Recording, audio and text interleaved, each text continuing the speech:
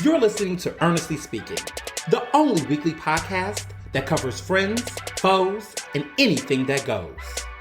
And now, for your badass host, Ernest Owens. And we're back for another episode of Ernestly Speaking with your host, Ernest Owens, myself. Oh my goodness, it is a new year and 2024 is already showing its ass. I always wonder at the beginning of a new season, which this is season 6, which is like, what? There's been 5 previous seasons of Ernestly Speaking. We've been doing it that long. Wow. We love to see it. But every time I start a new season, especially one that starts at the beginning of the year, I'm always thinking, oh, it's the holidays. Everybody's gonna, calm down a little bit. How am I gonna bring up the year? Things are gonna be slow. But that just never happens. It just never happens. Every time I'm like, oh, it's gonna be, it's gonna be a cute little cool year in review, getting ready for the new year. But no. There's always some debauchery. It just seems like everybody like to show their ass. Ever since this season started in 2021, we started this season 1, the first season was January of 2021, and the insurrection is what kind of brought in this show. This show was birthed through chaos. Here we are, 3 years later, and we are still being birthed into chaos. This show is now starting its 6th season in the midst of catastrophe, or as I would say, catastrophe, which we're going to talk a lot more about him in a minute. But yeah, it's never a dull day. What a time, what an era to have a smart podcast, because there's a lot of people out here who have podcasts that are not smart. But what a year! What a way to kick off the year. 2024 is showing its ass, and I'm excited for it. So many of you all messaged me, was like, was the show coming back this and the third? I take 2 breaks. There's 52 weeks in a year, and I give you all 50 weeks. All right. Each season has 25 episodes. Now, the first season was a whole year, which was ridiculous.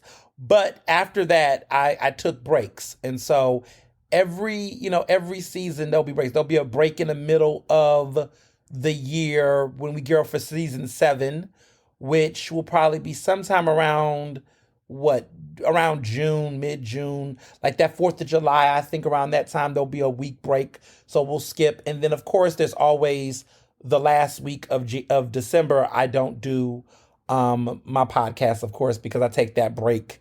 And so there's always a two breaks in the year. But after that, you get a show every week. So you got 25 consecutive weeks before there's a break over here at Ernestly Speaking. And you should be grateful. So, so yeah, we're back and running. We're here. We're queer. We're not going anywhere.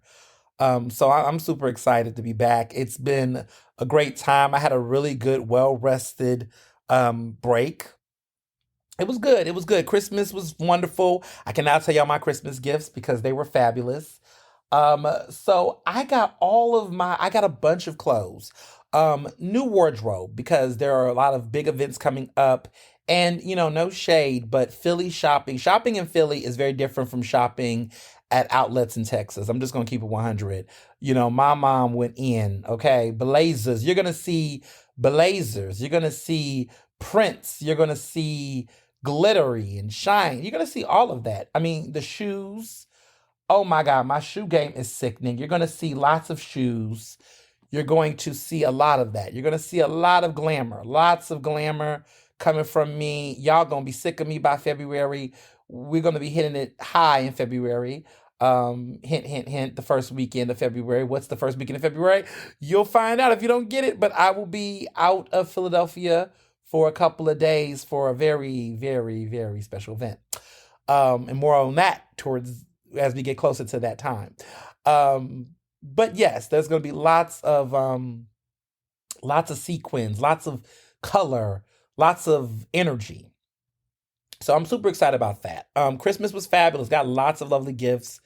Mr. Johnson got me some lovely shoes. Very, very nice shoes. You're gonna see some new shoes on this feet. I'm always rocking a good loafer, and I love my loafers. So there's gonna be lots of loafers. Shout out to Telfar. Telfar came through. Oh my goodness, I got so many new Telfar. I got an embossed Telfar sweater that I love. I'm moving beyond the bags into some of the gear, but I really love this Telfar embossed sweater I got with the big logo on it. I got it in black. Got a turtleneck vibe to it. So if you catch me out with one of my bags and in the sweater, it was good. Got me the new wallet. They got the new patent wallet. So the patent leather black bag that I've been rocking for winter is my Telfar winter bag of this year. They now released the wallets, and now the wallets are in stock, and there is a black patent leather wallet to match that bag. So I had to get that. I got two new bags, of course. I got the denim ones. They're sold out. You can't get them, but the blue denim bag and the black denim. And for those who've been friends with me, y'all know I love me a denim.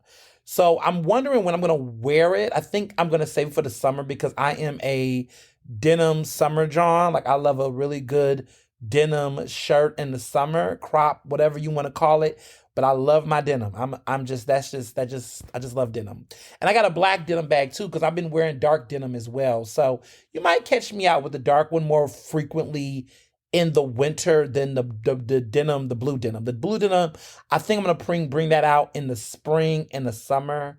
Cause that's what I do now. Like these really exclusive Telfar bags, the ones that are not the general colors, I have been rocking those for different times. So like the Everdescent one that was really exclusive. Like you can't get.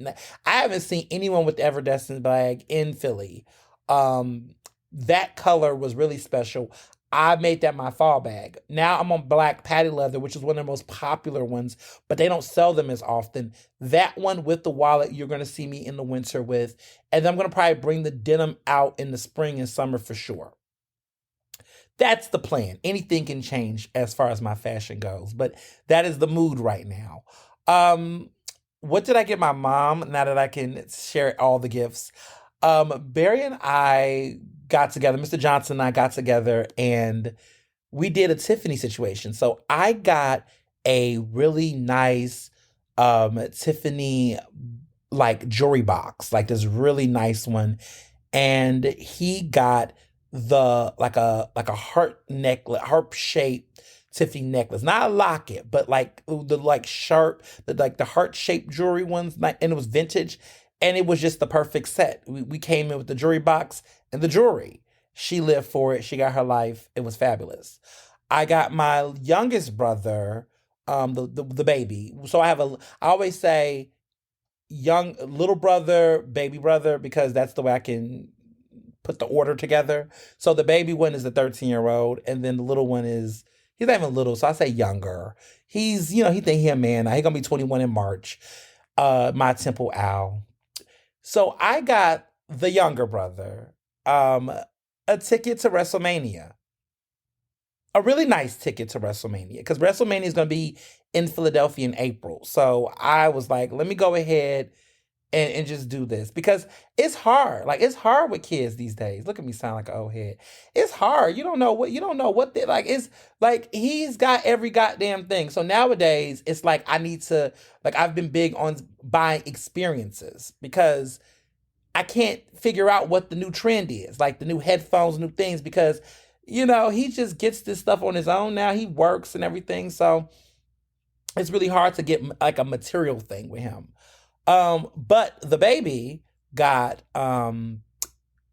AirPods, the new ones, the Generation 2 ones, whatever, the AirPod Pro 2s, whatever. That new one, they're $300. I put them on insurance on Apple Care, and I got them, personalized, so you can't lose them or lose them. You lose them or you can use them, but you can't lose them. I told him, let me tell you something. Mathematically speaking, you have something that's $150 on both sides of your ears a piece. Okay? That's a $300 total purchase. You got $150 in one other, your ears are not pierced. I want you to treat them like they are a second ear to your pod. Okay? You have 4 ears. You cannot afford to lose either one of them. And I made that very clear because he likes to, you know how that goes. Lose things and be like, oh, I forgot about this. I forgot about nah. These are serious. So he's got them. The replacements apparently, if he loses them, is like I think $90. So I feel a little bit okay with the reality that in the event that he might lose them, that it will not be another 3-digit situation. Even though $90 ain't nothing to sneeze on either. We're gonna see. But so far, I think he understands the importance of guarding these, like he has, because he also has a new iPhone, which is another. Oh my goodness! Like you know how I feel about new cell phones, but he got the new iPhone, which I don't understand. Anyway, it's what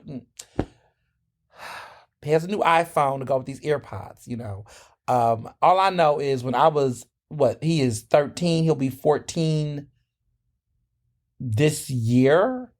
Oh my goodness, where the time, what is going on with the time? What has happened in this world? He was yeah, he'll be 14. Oh my god, he'll be 14 in April. Oh goodness. Yeah, like I don't wasn't like I didn't get my first cell phone until I was 16, I don't think.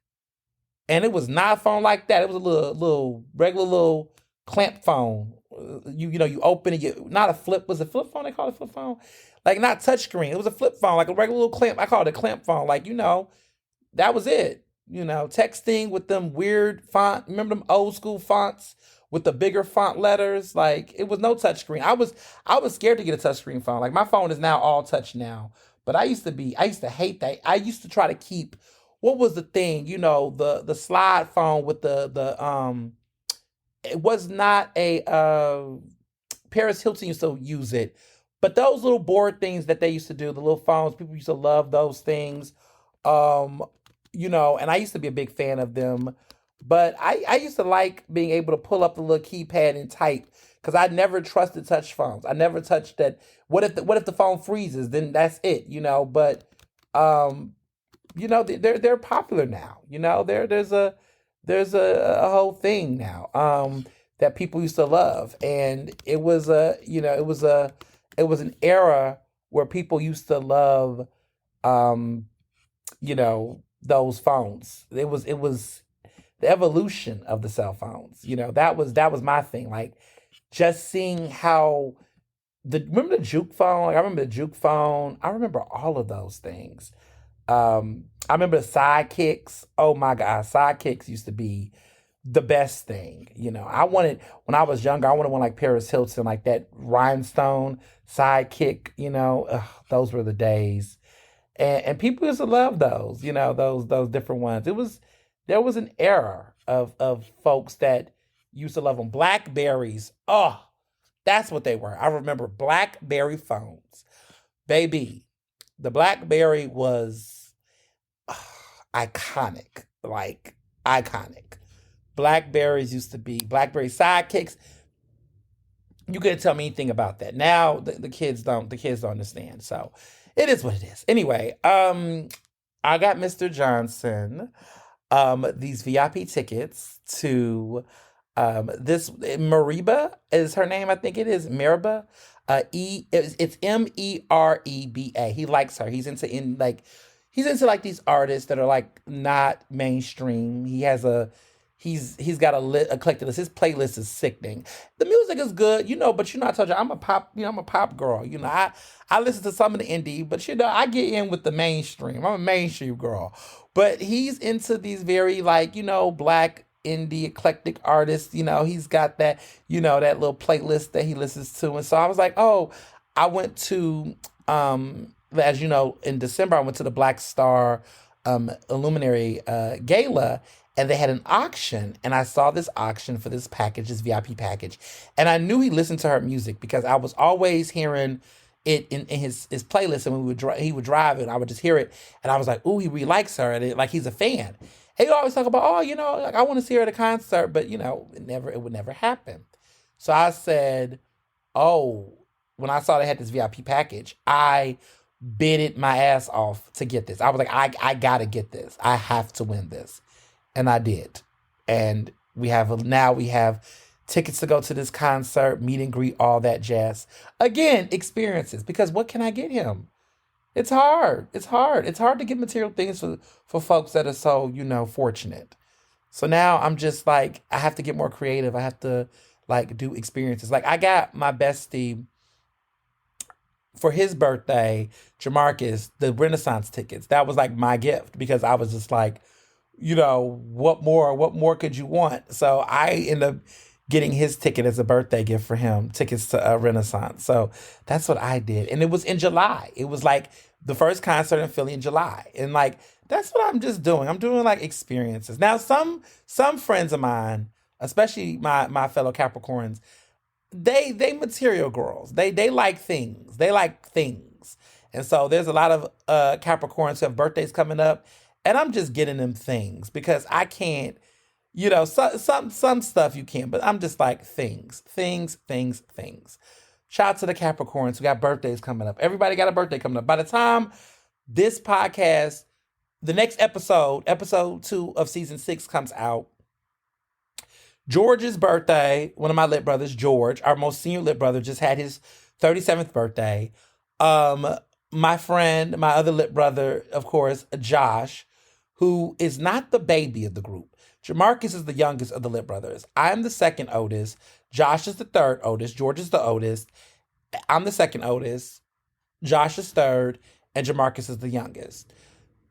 So Josh is having his 32nd birthday. And then Amanda, and wait, and let me back up. My mom's birthday is on this week as well. Her birthday's on the 10th. Josh is on the 11th. Amanda's is on Saturday. And she's turning 33. Like, we got all of these birthdays, all of these Capricorns, all back to back in like 1 week. So I'm pacing myself. The Lip Brothers are going to have a birthday extravaganza situation on Friday for half of our band, or half of our group.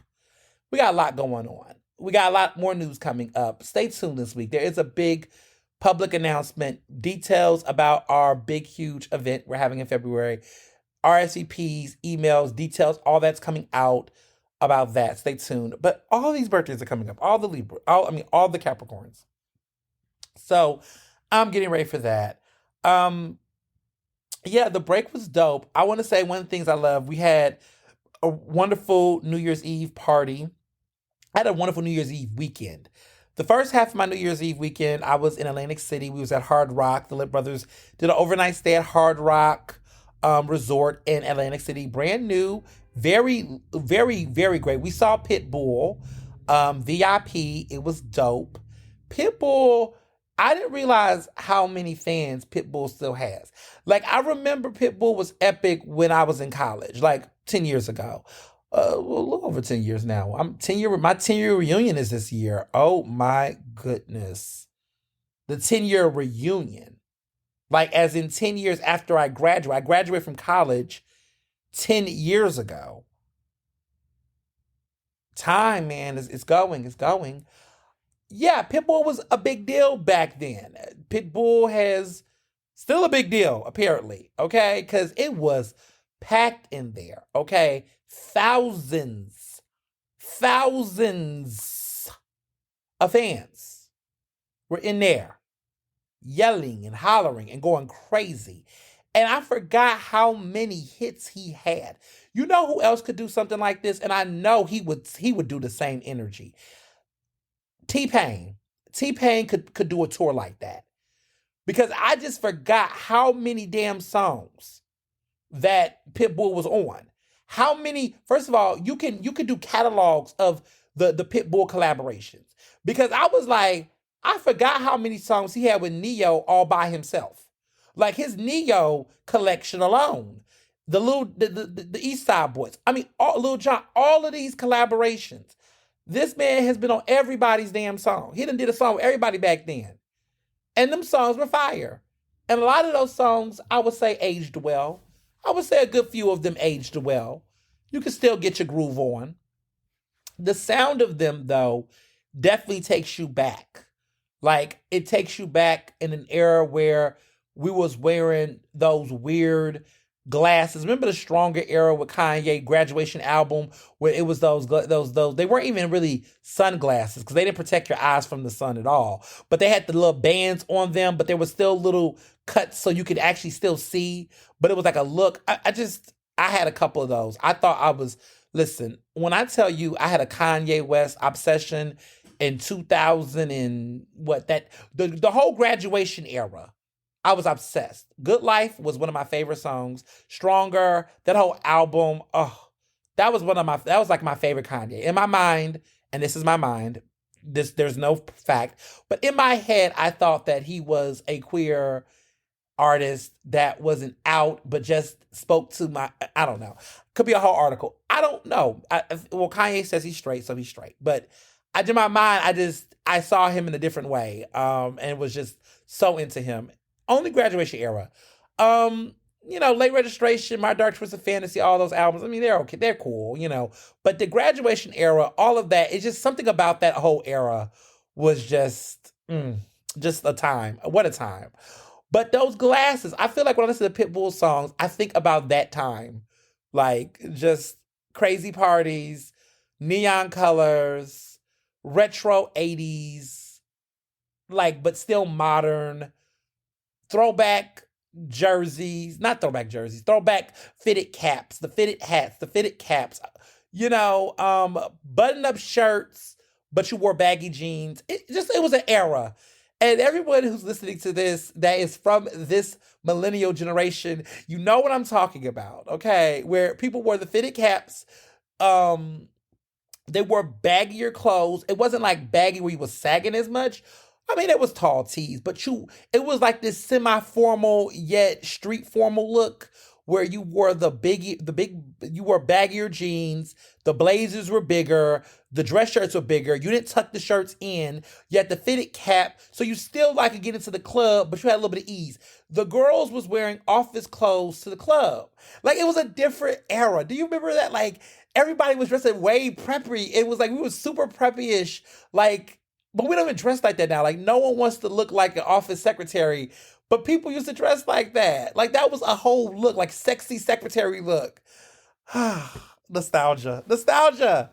I feel like now there's enough time, like, where we could probably do a throwback of the late 2000s, early 2010s. I think there's enough room now that we could, like, make a whole mockery of the fashion we wore back then, because we don't dress like that at all now. I don't really know what the trends are nowadays. I feel like everybody's just playing it safe.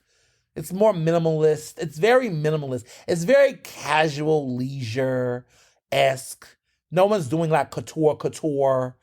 Everybody's like very much comfortable wear. We're in this cozy era.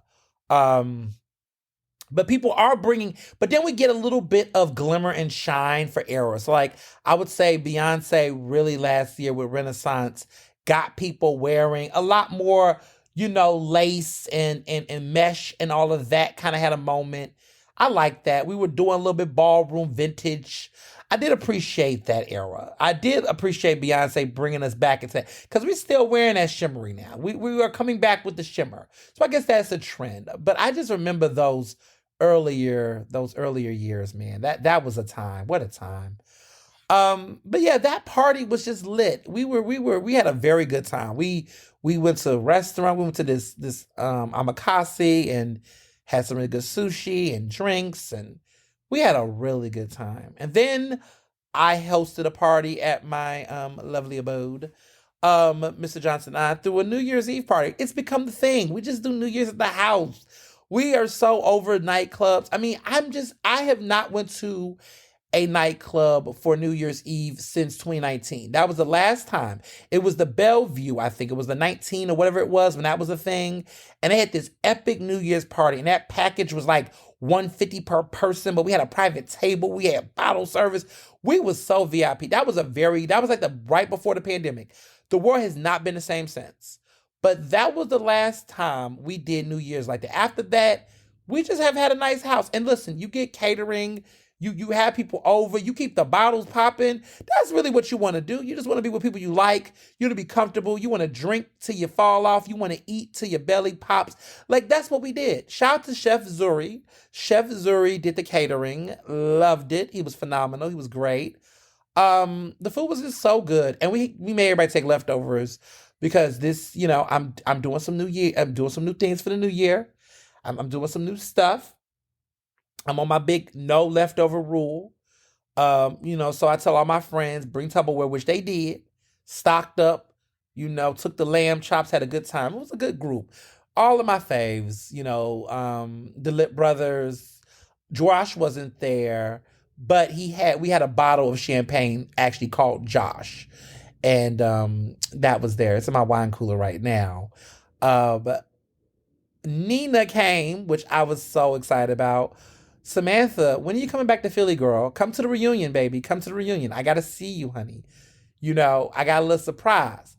I'm telling her this because she is a devout listener, Ernestly speaking, of course, because all of my faves are.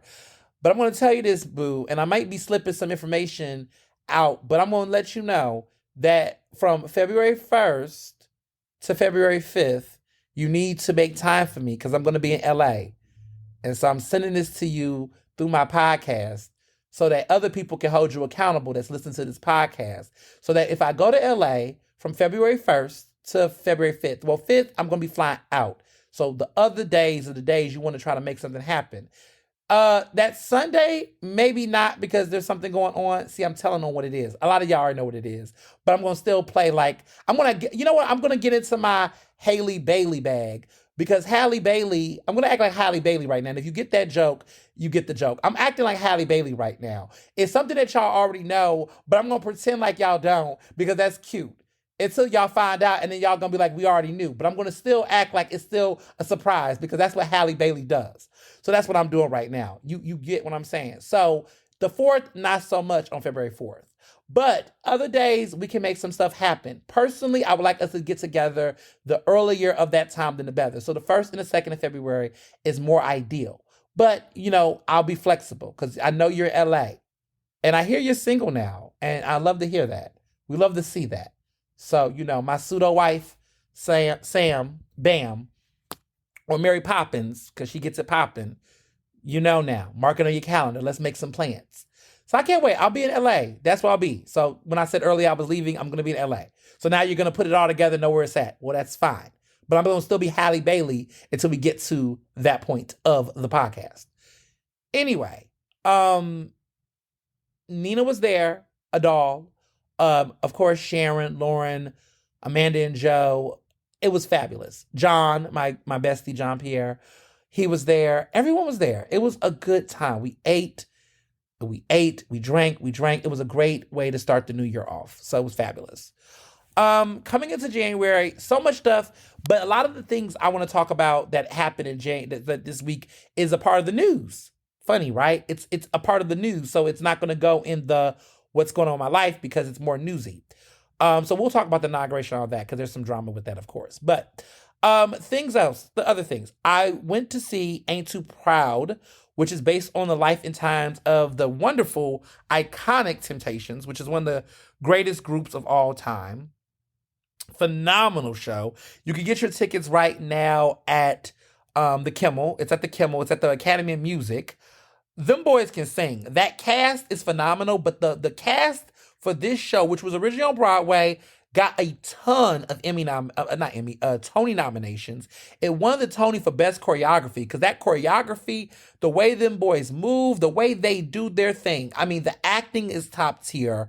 It's so fucking good. It's a really good musical. It's one of those musicals that I love it because there's good sound, there's good songs, but the story is good from beginning to end. Some musicals, because I love a musical. I love to go see a show. It's not a show I don't see.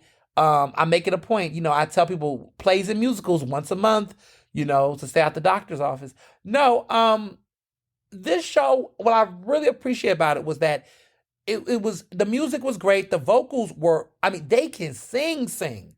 Like I know that just I can't describe it.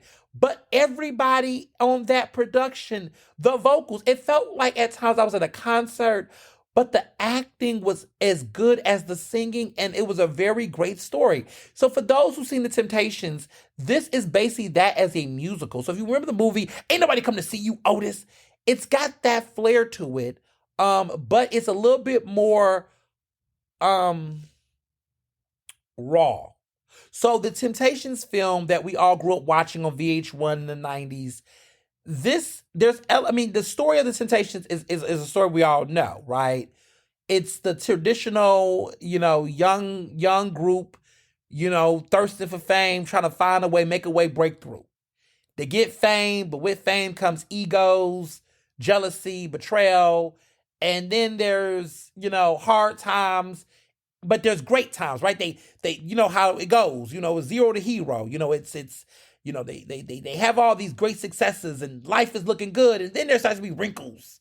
That's the traditional story of any music band. Like they all start off ambitious and hungry, then they have these wonderful bloom and they blow up, and then there starts to be problems.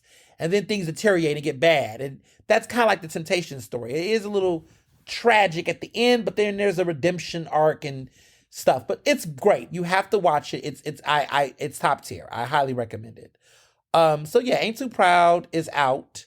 From their iconic song Ain't Too Proud to Beg, which is I know you wanna leave me, but I refuse to let you go. If I gotta, oh, so good. They don't even make R&B like that anymore. They really don't.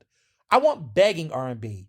Can we go back to bringing begging R&B when men begged on the songs? You could feel the thirst. Where are the begging R&B songs? You know what I'm talking about. The Baby Take Me Back songs. The I Need You in My Life. Come back to me. Those songs. Okay, Babyface Edmonds type of songs. LaFace Records type of R&B. Where are they? I know it was little couple of things going on over there in LaFace. Pebbles wasn't paying the girls, but listen, that type of R&B, the type of R&B where the artists were so successful that they went bankrupt R&B. These R&B artists nowadays so broke they can't even go bankrupt. They don't even got enough money that they could go on foreclosure. They don't even got a house to go for. These R&B artists are so. Let me stop. It was a time. It was a time. But anywho, restaurants I went to Outremer, which you all saw on my IG. Brand new restaurant from the man who brought you Townsend. So Townsend Wentz, who is this big restaurant owner, he owns Oloroso, which you all remember I did that review. That's the Spanish tapas spot that's in the neighborhood. He just purchased Caribou Cafe, which is across the street from it's across the street from Oloroso. He also owns Townsend, which is in, I believe, Fishtown. It keeps changing locations. It was in East Passyunk. It might be there now. But he owns Townsend. But he has a lot of great restaurants that have gotten some really great flair. And so now with Outremer, he has another hit on his sleeve. This is a interesting restaurant because there's so much passion there. There's another restaurant he owns that I don't want to forget.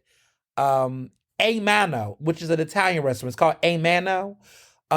It's Italian, and I think it's somewhere in maybe South Philly, maybe, but it's A Mano, Townsend, and Oloroso. Oloroso is a Spanish type of spot. Townsend is French. A Mano is Italian. Now his new restaurant, Outremer, that is Italian seafood. And it's great. It's great food. There's so much variety. Like there's an opportunity to do, you can go seafood all the way. They have swordfish, they have octopus, they have, oh my goodness, a branzino special they had that was really great. There's so many other options. Doler Soleil, which was really good. A Dover Sole. They had a lot of of food, lots of stuff. And what was fun too was that people will go there because they're like really pushing the Italian seafood, but the land food is great. I mean, they have a lamb shank that is ridiculous. They had um was it pork belly we had? I think it was pork belly. It was a it was a duck breast. Oh, that was also good. And I was just like, okay, don't sleep on the land. Okay. They talk a lot about the sea, but the land is just as good as the sea as far as the cuisine goes. Desserts were great, cocktails were popping. It was very solid. It was a very solid restaurant. And I keep telling people all the time, Philadelphia has so many restaurants, and there are so many options within the options. So like, okay, you got Italian, but we have Northern Italian options. We have Southern Italian options. We have Italian BYOBs. We have Italian food focused on seafood. We have Italian focused on pasta. We have Italian that's focused on very meat heavy dishes. There's options for your mood. I mean, that's what's so great about the Philadelphia food scene. Like I don't care what these novice ass wannabe Instagram influencer food critic wannabe types say, but Philadelphia is one of the top food cities in America. And so is Houston. And I'm gonna make it very clear. Because when I'm seeing some folks out here with their little guides, their little maps that don't have the range, that's eating most of their food in the passenger side of a car, and they're sitting around, eating with plastic forks and thinking that they can give an informed opinion about cuisine. Yeah, no. And the problem is that there are some people that defend people like this and say, oh, well, it don't have to be so fussy. Let me tell y'all something. It's funny how in certain careers, right? Every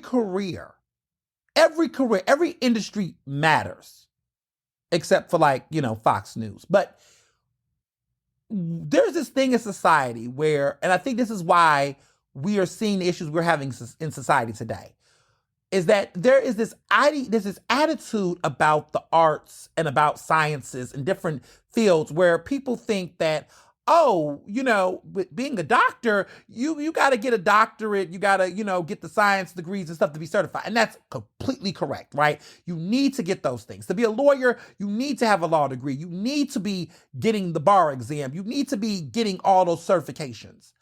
But in the arts, it matters, right? To be a food critic, to be a book reader of literature, you do, there is a science to that as well. There is an art to that. And we sometimes act like disregard the arts. Like, anybody could do that. Taste is subjective. Okay, you think taste is subjective. It's actually not. It's not as much as we think it is. It's not. It's not as much as we think it is. There are just things that are definitively bad for various reasons. And there are things that are definitively good for good reasons. And there are things that we can debate on when it comes to context. And I think the problem is that when it comes to the arts, for some reason, it's the gateway, even with journalism, right? That's what we're seeing, again, in these spaces where we're talking about social sciences and communication, where we have seen people just think, oh, if I get a mic or a microphone and I got a podcast and I get these little things, I can be a journalist because I'm saying things. No. Just like a doctor, you just can't go into a lab and put on a robe and put on goggles does not automatically make you a doctor. It's the same way picking up a keypad and a notebook and writing it. And that is not elitist for saying that. No, it's not fucking elitist to be actually credentialed in what you're doing. It's not elitist to know what the fuck you're doing. It's not elitist to actually take the time and years to invest in educating yourself about a topic, to be informed and make informed opinions. No, it's not elitist to do that. And I'm not a gatekeeper because I say, oh, you just woke up one day and decide to pick up a fucking cell phone and judge food and not know what the hell you're talking about. Yeah, no, that's not elitist. That's actually the problem, is that we have adapted Okay, progressives, we've adapted a lot of the conservative far right vantage points, and that is why our own culture has been diluted. Let me break that down a little bit. There has been an attack on higher education. And we're going to talk a little bit more about this on the podcast, but I want to make this point. There has been an attack on the on art, on culture, on higher education, on college education, and there's a difference between critiquing something and attacking something. Because yes, higher education should be critiqued, right? Student loan debt should be critiqued. But what we shouldn't do is attack the institution, because at the end of the day, I do believe that people should be advancing in their education. But the problem is that we're conflating two things. People's disregard for higher education because of student debt is now being conflated with an argument of we shouldn't have college at all. No. We need to regulate this shit. We need to make this more accountable, but we should not dissolve it as an institution. And I'm seeing too many people get to this point of bashing higher education altogether. Oh, you don't need a degree for this. You don't need a degree for that. We don't need to do this. Oh, you need to do something, because how are you making up for the gap? So if you don't want to do 4-year college, which again, everybody's different, I understand. How are you going to supplement the education and the exposure and the cultural competency that can be gained a lot quicker, not guaranteed, but much quicker in a higher education space? Because anybody who acts like their college experience is only rooted in getting a degree is a person who A, has not went to college, or B, nobody liked them in college. Let's just be real. Going to college was never just about the degree.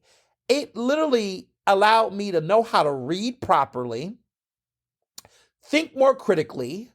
And let me get this clear. I didn't say I wasn't literate. I'm saying that the ability to understand how to concise information, to process information, to condense it, to think critically, to understand how to apply the things I learn to my everyday life, and to be able to show up better for other places and spaces and connect those dots. Yeah, college did that for me. It also gave me a network. It also gave me a foundation to which I was able to, upfront my career without a lot of the exploitation and fuckery that I see a lot of other people that struggle. And we don't want to say that because, it sounds elitist. No, that's just what it is. That's just what it is. And if we don't like the fact that there's not enough access to those resources for people, then we need to work on dismantling the system to make it more equitable. But let's be clear, the values and virtues of those institutions matter. It matters. Reading books matter. Being able to take fucking notes matter. Being able to make informed opinions and critical thinking matters. And the people that say, you don't have to go to college to do that, this is true. But where are you getting it? Because you can't skip that. Because when you skip that, that's how you get Joe Budden podcast. That's how you get the Shade Room. That's how you get January 6th.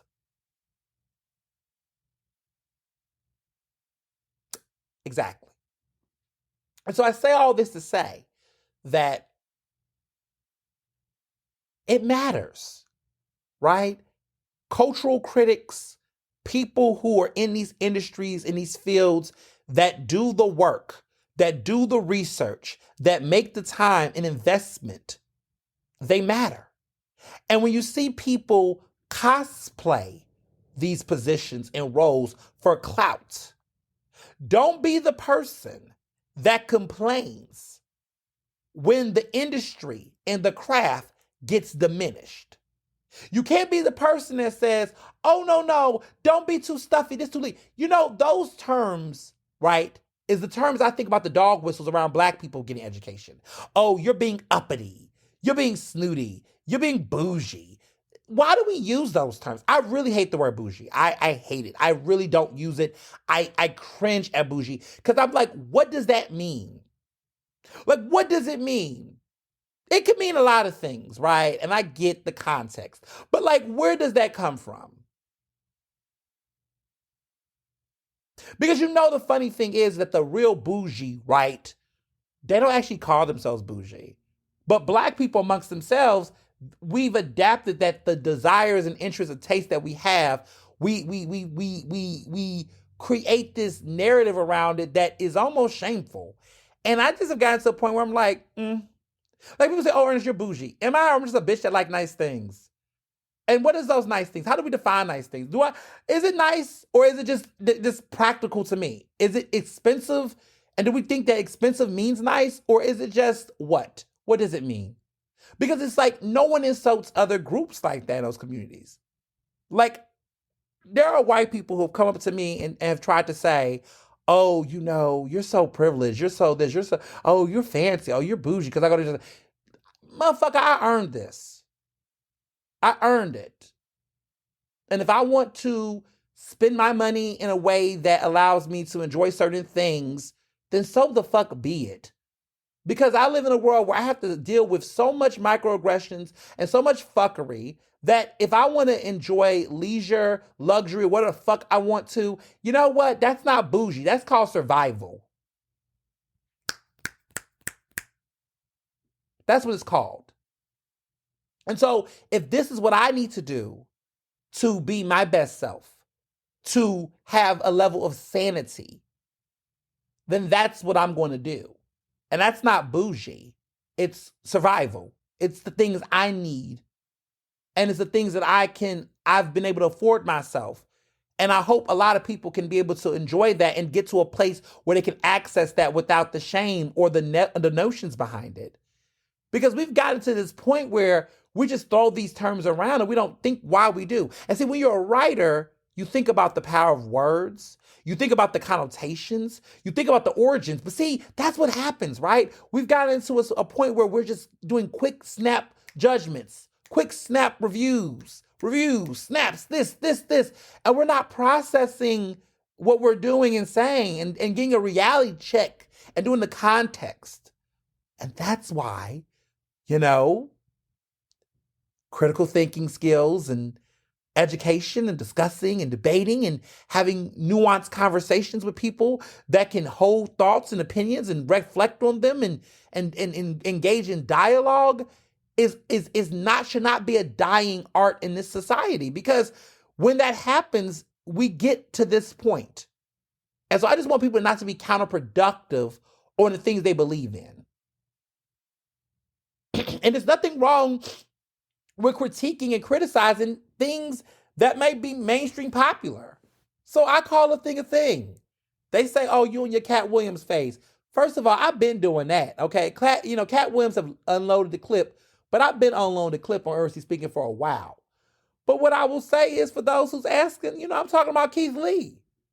I saw that little list. Y'all messaging me. A lot of people messaged me, "What you think about Keith Lee's list?" I said, "Well, why does his list even matter?"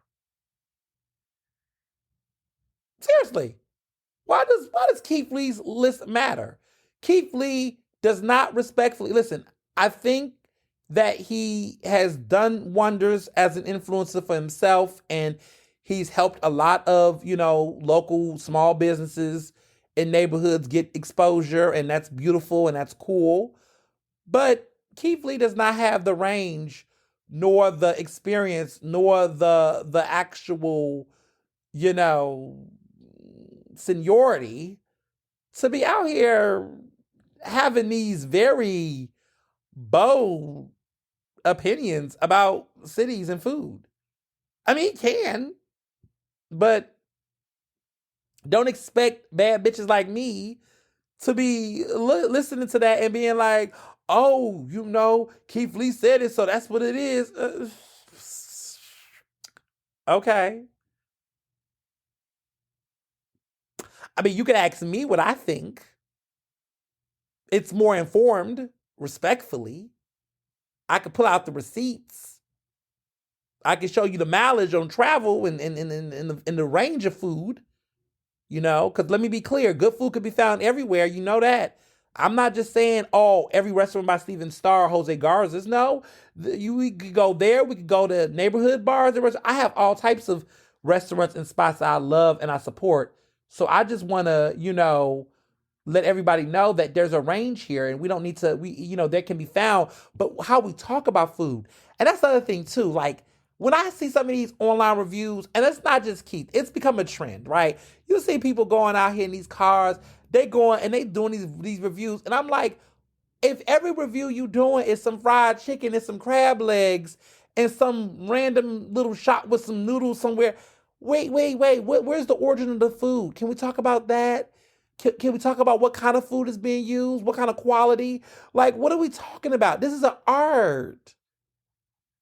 It just reminds me, like, imagine if you had an art critic that was going to a museum of fine art or any art, and they just said, oh, this is a really dope painting. The colors are really bright. It got a mood to it. The lady in the photo, she looked angry. I like the way she looked, but she looked real deep. And the pastel colors on it make it look real fresh. I mean, that's how they talk about food. And it's like, it's more than just how it tastes. Do you know why it tastes the way it tastes? Do you know the intention of it? Did you know that, oh, yeah, if you eat something with miso, it's going to be saltier because miso has a high salt content. Oh, did you not consider, oh, well, those noodles are used because that's a part of this region. You can't use this type of noodle for South. So why are you asking them to use spaghetti noodles when that's not Northern Italian? There's just certain stuff I'm looking at, I'm hearing these reviews, and I'm like, well, motherfucker, that's Southern Italian. That's why they don't use those noodles. How you gonna critique them for a restaurant that direction me?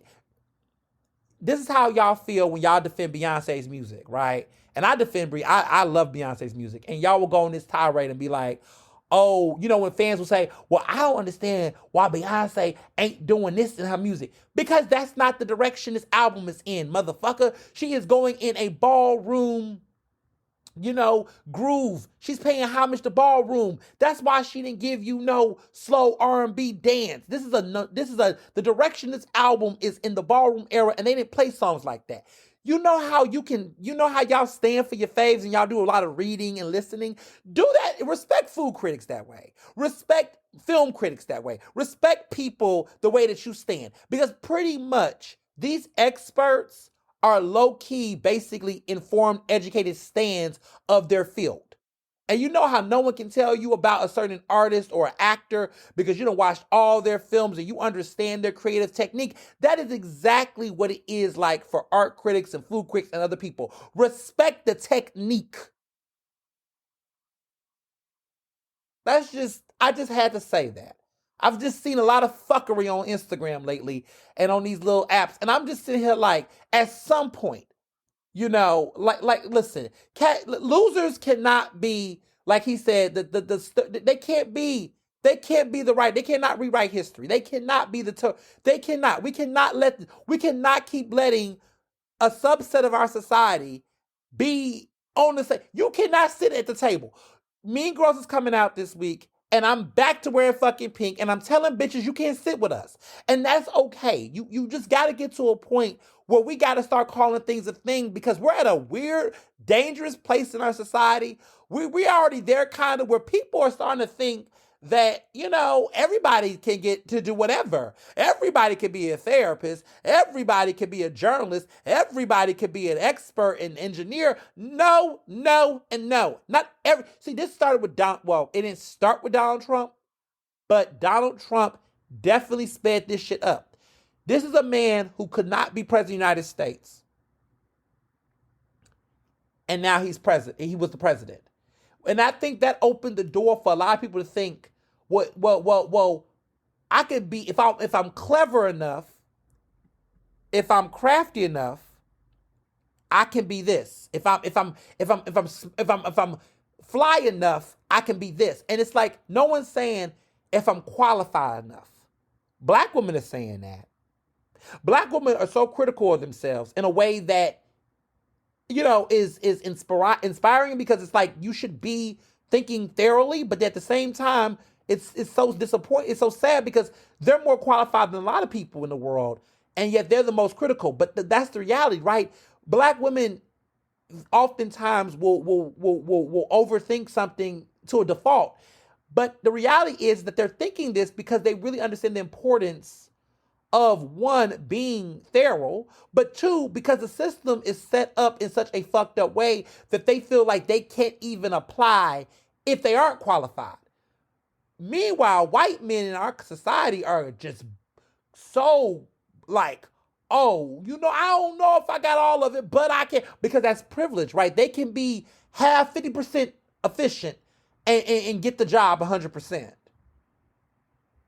That's what I'm getting to, is that we got to make that the standard across the board. We can't keep letting people get away with being half-assed and letting them sit at the table. We got to treat people the way black women treat their standards. Whatever that standard is of excellence, we all need to aspire to that fucking standard without killing ourselves, without burning ourselves out, and putting in self-care, right? But the reality is we got to get to a place where we put in standards. People are losing standards. Standards are out the window. But I digress. I went to Mulholland's, William and Mulholland's and Sons, which is in Fishtown. The group owns Hiroki, which is nearby, and some other restaurants. They got a new restaurant coming out in Center City called Mulholland's, but this one is William Mulholland's and Sons, which is a very nice restaurant. It's a casual Italian restaurant, but it's more on the casual than the formal. So they got pasta dishes, some really incredible pizza. Oh my God, that's some of the best pizza I've had in a minute. Great pizza, fun cocktails, great dishes across the board. I mean, we had Branzino there. Mr. Johnson and I've been just catching up on Philly dining. I mean, our date situation, we did a double date night weekend, which was great. Great food. They had this incredible octopus that had a nice little light fry to it, and that was just impressive. Just good food across the board. Really, really liked them a lot. Well, definitely, that's a spot that you want to circle back and go back to. They've been around. They're not new, but I had to spin the block. Sometimes I like to go back to restaurants I haven't been to in a while, and just check up on them and see how they doing. And that was a restaurant that I was like, let me spin the block real quick and check up on them. And they are fabulous. Fabulous. Very good. Because sometimes, it's a lot of new restaurants, but I keep telling y'all, we got to spin the block. We got to go to restaurants that we ain't been to in a minute and check them out and see what they're giving. So that was one of those restaurants I had to do that with. And I loved it. So here we are. So now to the news, because there's been a lot going on and I'm not going to hold you. This past weekend was the third anniversary of January 6th. Some people wanted to say Juneteenth. Y'all know, okay? Juneteenth represents freedom. It's a black holiday. It's ours. I think trying to make the correlation between this for white people, this is not freedom in a positive way. This is a violent crime. No, Juneteenth is black. It's ours. It's ours. You know what the white people own? They can take ownership of the Klan, right? The Ku Klux Klan is a white supremacist made thing. So when we say January 6th, that's because there was definitely some Klan in there. Yeah, but I saw some people doing a Juneteenth. I was like, ew, no. Nah, that's no. It's January 6th, people. January 6th. So, more than 1,200 people have been arrested since the insurrection. That was 3 years ago. Ernestly Speaking covered that. We was here 3 years ago. This podcast was born in the midst of all of that insurrection. Since then, 1,200 people have been arrested and over 450 people have been sent to jail or prison. Our current president, Joe Biden, did a very, big speech talking about the insurrection, reminding people that democracy is on the line, which is real. It is on the line. I hope that he understands the importance of that, because sometimes I feel like when I see Biden, I'm just like, you could keep talking about this democracy stuff, but I need you to really take this election seriously. Your whole team do. I was reading that Obama has been being critical about, I believe the headquarters this cycle is in Wilmington, Delaware, which is, of course, Delaware is his proud, base, Biden's base. And he was saying that there needs to be some major staffing, some campaign.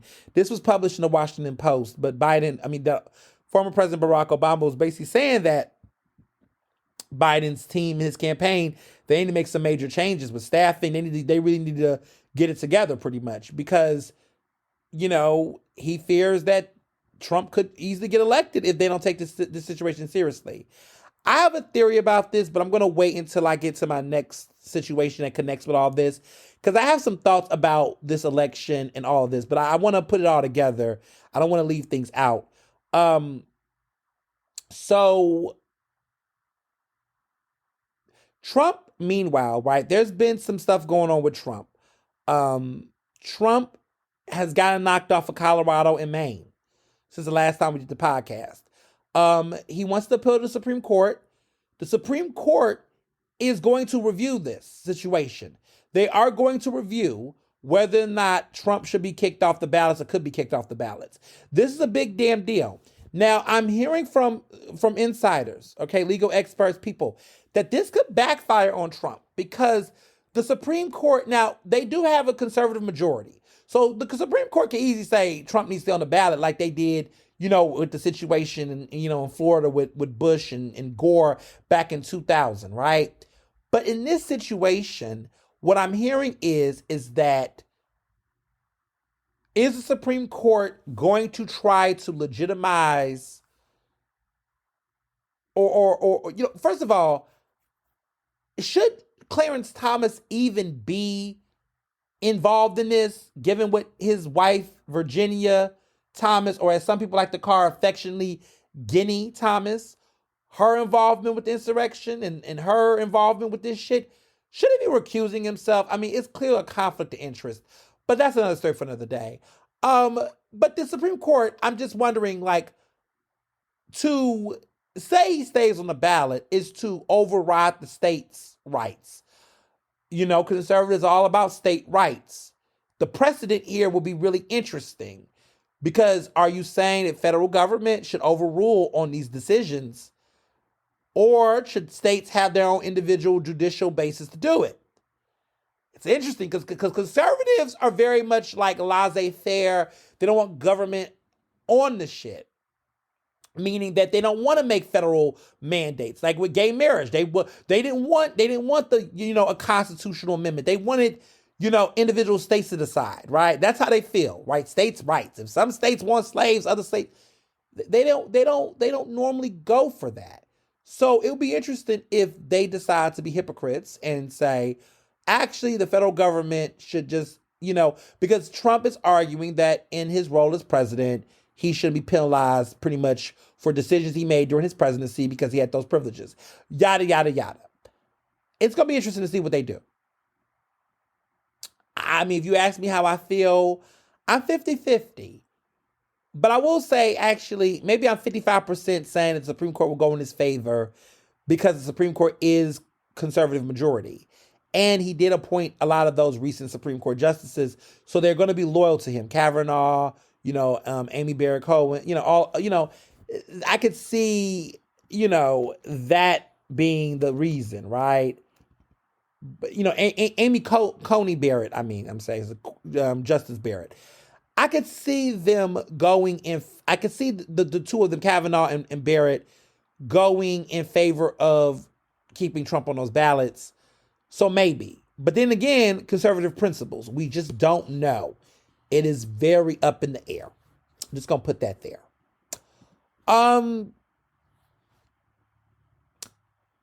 At this point, the situation in the Middle East, I am going to say there needs to be a ceasefire. I just, if people was not clear on my thoughts, I want to be clear that I believe there should be a ceasefire. What is happening in Israel right now and happening in Gaza is just gotten to a point where I don't know how. I mean, the one country in the middle of all of this that can change the direction of the consistent onslaught and killing of thousands of innocent people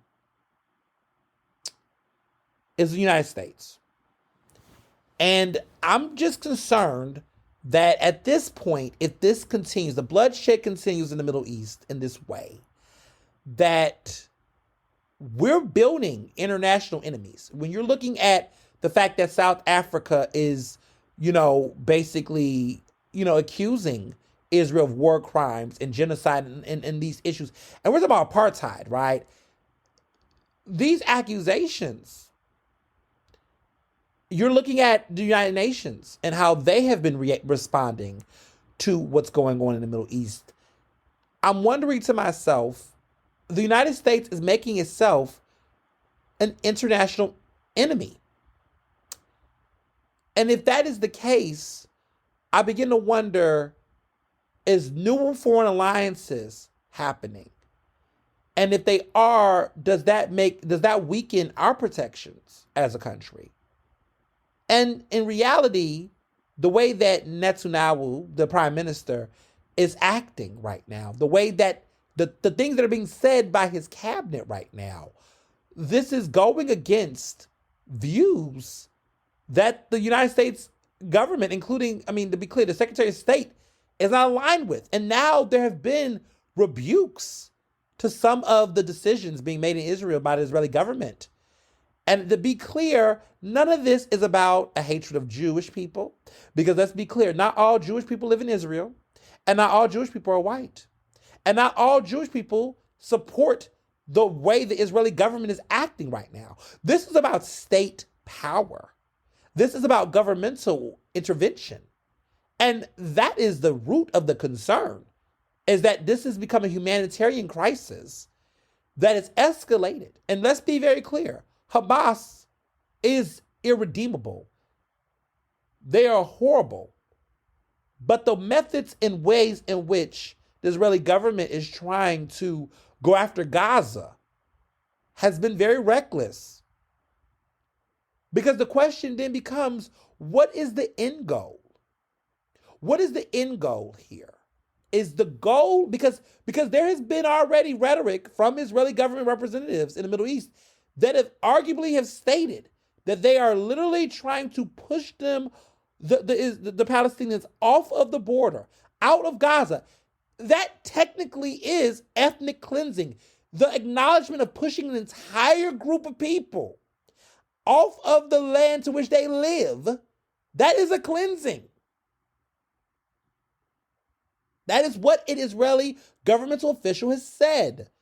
And last time I checked, pushing people literally out was never the agreement, understanding the United States have proclaimed. So this is a crisis. And no question in sight, no accountability of saying, listen, you want to defend yourself against terrorism. Understood. But let's be clear. The United States have had, wars. We have been impacted by terrorism. And I don't recall us as a country doing this type of behavior. Now, there has been air drones and strikes and things, okay? I'm not saying that this has not happened. What I'm saying is we have not seen anything at this magnitude on the global scale, on the stage in recent years from the United States when it comes to dealing with terrorism. We had our own September 11th. We had our own October 7th, right? It was September 11th for us. They say it's September 11th for them in Israel. And no one's disputing the massive, horrific experience. That is terrible. But the response to that terror has now appeared to be terror. And there needs to be an intervention, and there needs to be a ceasefire. And there is another way to confront terrorism without this level of bloodshed. I just don't believe it. And I think that it's concerning. And I stand in solidarity with innocent people And there are innocent people here. Jewish people are innocent, right? I'm not conflating people's faith with their governmental support. This is not about that. That's like saying, oh, all Christians, because America is majority Christian, that Christians are horrible people because of the United States government. That's not what I'm doing. So clarity matters here because conflation is real. That's not the case here. I think people have done a lot of disgusting conflation. And we have seen how that has impacted our higher education, that people have exploited Jewish pain, right? Like anti-Semitism is real, but they have exploited that pain to push out disgusting, horrible political attacks from the far right. The very far right that don't give a damn about Jewish people like they don't give a damn about black people. And we saw this coming. Black people saw this coming. And while they had those hearings that the conservative far right, right, that those Congress people that had these hearings, those hearings were not about anti-Semitism. Those hearings were never about actually addressing those issues, right? Because anti-Semitism has been happening in this country forever.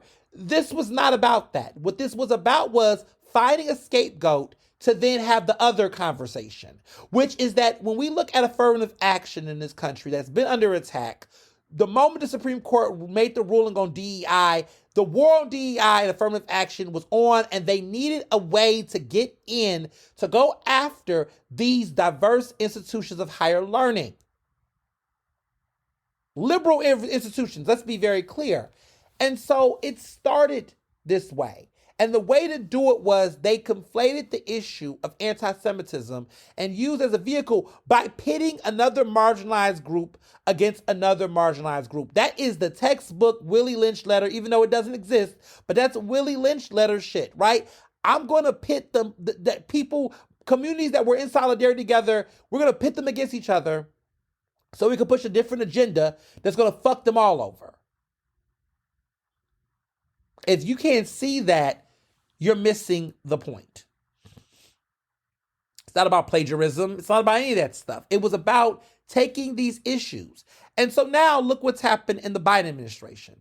There was a letter that was anonymously written by 17 staffers privately that have been pushing Biden to change his policies. They are not happy with the Biden administration and their current staffers. There was a Palestinian staffer that resigned from the Department of Education. He was one of the few Palestinian employees working under the Biden administration, but he resigned from the Department of Education a couple of days ago because of his disappointment in the government's response to the issues and the crisis in Palestine. This is serious. This is serious. This is serious. Now, here's my thoughts about some of these other issues. You got abortion issues in Texas. Texas is basically not giving a damn about women or their fetuses. They are basically saying pretty much if she dies, she dies when it comes to reproductive rights. And the Texas Supreme Court is just an atrocity. They're doing what they're doing. And the GOP is having a crisis in their own hands with this because in some regards, they're trying to back away from a lot of this radical extremism, but at the same time, the candidates they have at hand, okay? To be honest, this race is gotten down to really three candidates. Nikki Haley, Ron DeSantis, and Donald Trump. One of those three will have the Republican nomination. I don't know why Chris Christie is still running. He needs to go. This is Nikki Haley, Ron DeSantis, and Trump. We're finally at the final three, in my opinion. One of those three will get the Republican nomination. The caucuses are caucusing right now. We're in primary mode, Republican primary mode, New Hampshire, Iowa. It's going down right now. They're doing town halls. The town halls I've been watching have been focused on Ron DeSantis and Nikki Haley. Nikki Haley's been getting some trouble over comments about slavery. I'm just like, what do y'all expect? I mean, who cares? And it's funny because even the Republicans trying to criticize her about her remarks, I'm just like, Donald Trump done said far worse, and y'all still treat this man like he is a saint. Like Nikki Haley's remarks are tone deaf, absolutely. But at the end of the fucking day, it's a non-fucking factor. Y'all know what kind of voters y'all got. This is not going to tear voters apart. And I'm not even going to act like it is. I know their base. I know their voters. No one cares. Here's where the things that they do care about. Everybody's trying to figure out, like, there are Republicans who do not want to support Trump. They want to see who's the better candidate between Nikki and Ron. Ron is just a robot, and Ron isn't. I think the problem with both of them is that they'll talk all this shit, but when it comes, they're refusing to acknowledge being Trump's runner-up.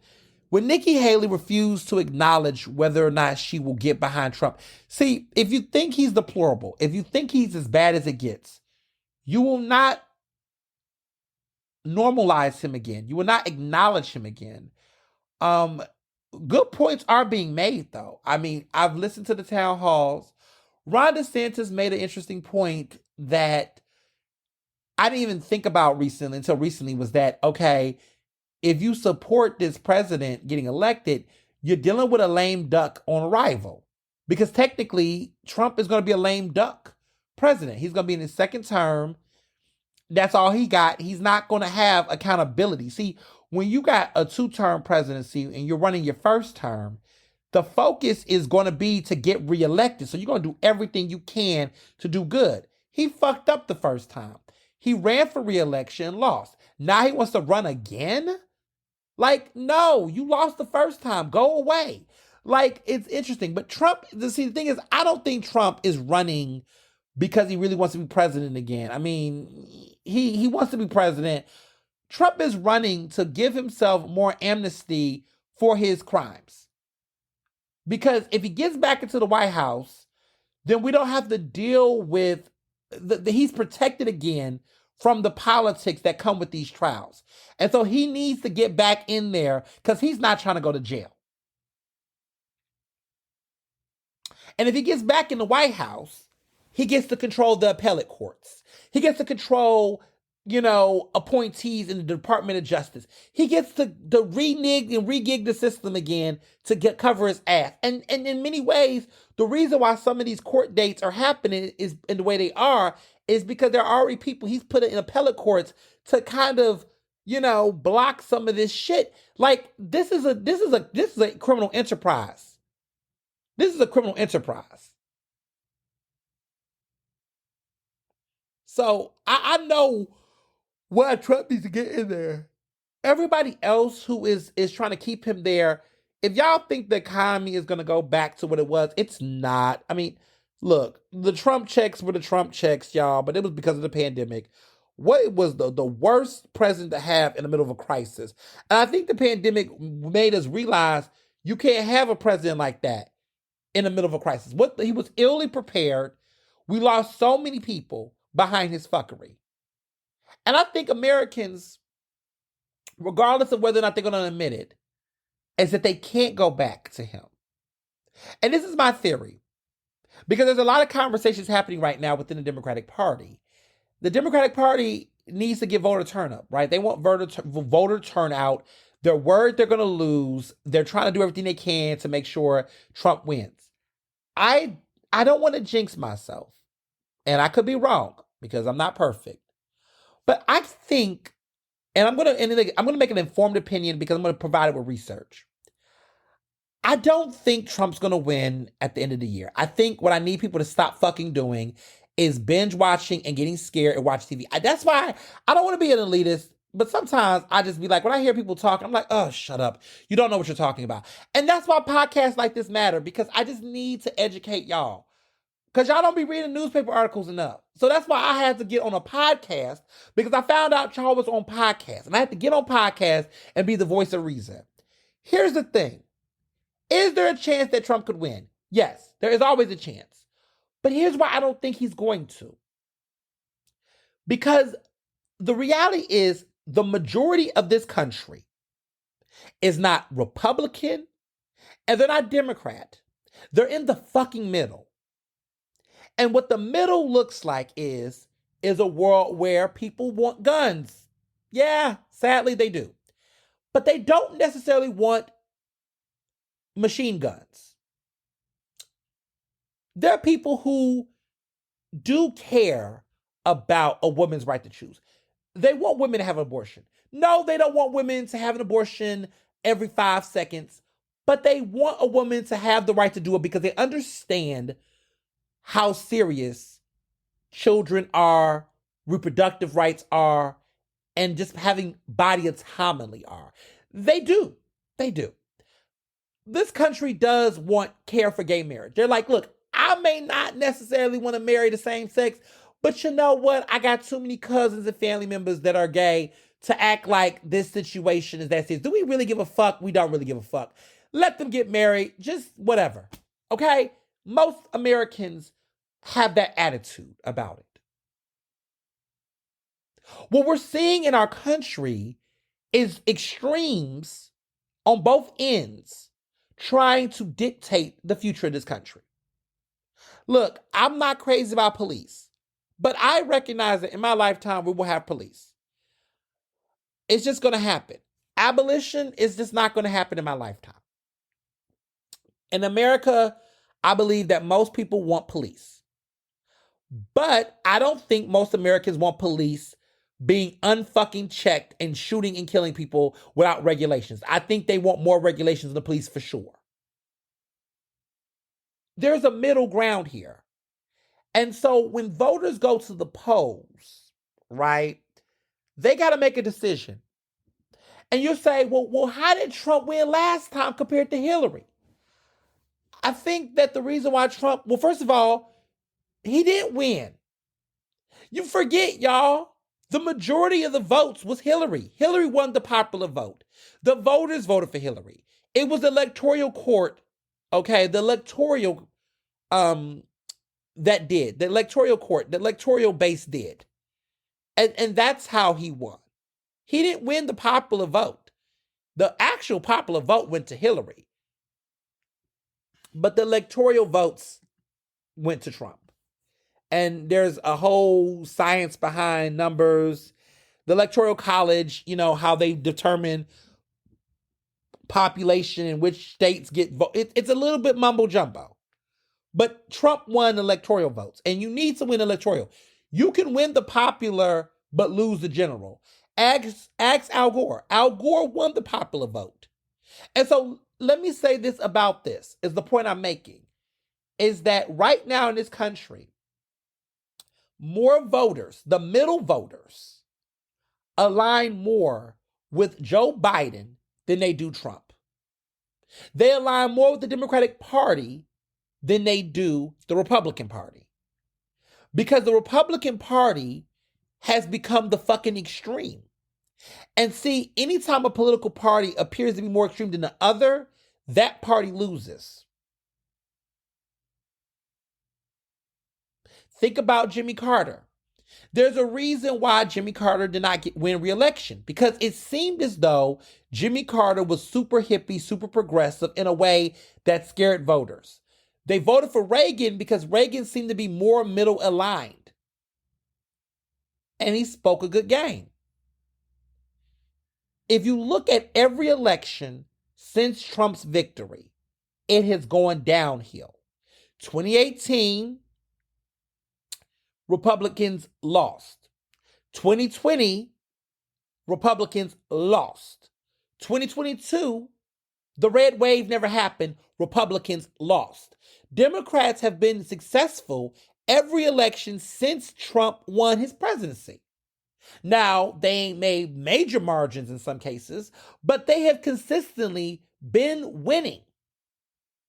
And so the reason why I think is that even though every Democrat is running around whining about, we could lose to Trump again, have you all fucking, who do you know at this point have not voted? Voters have been showing up more at the polls.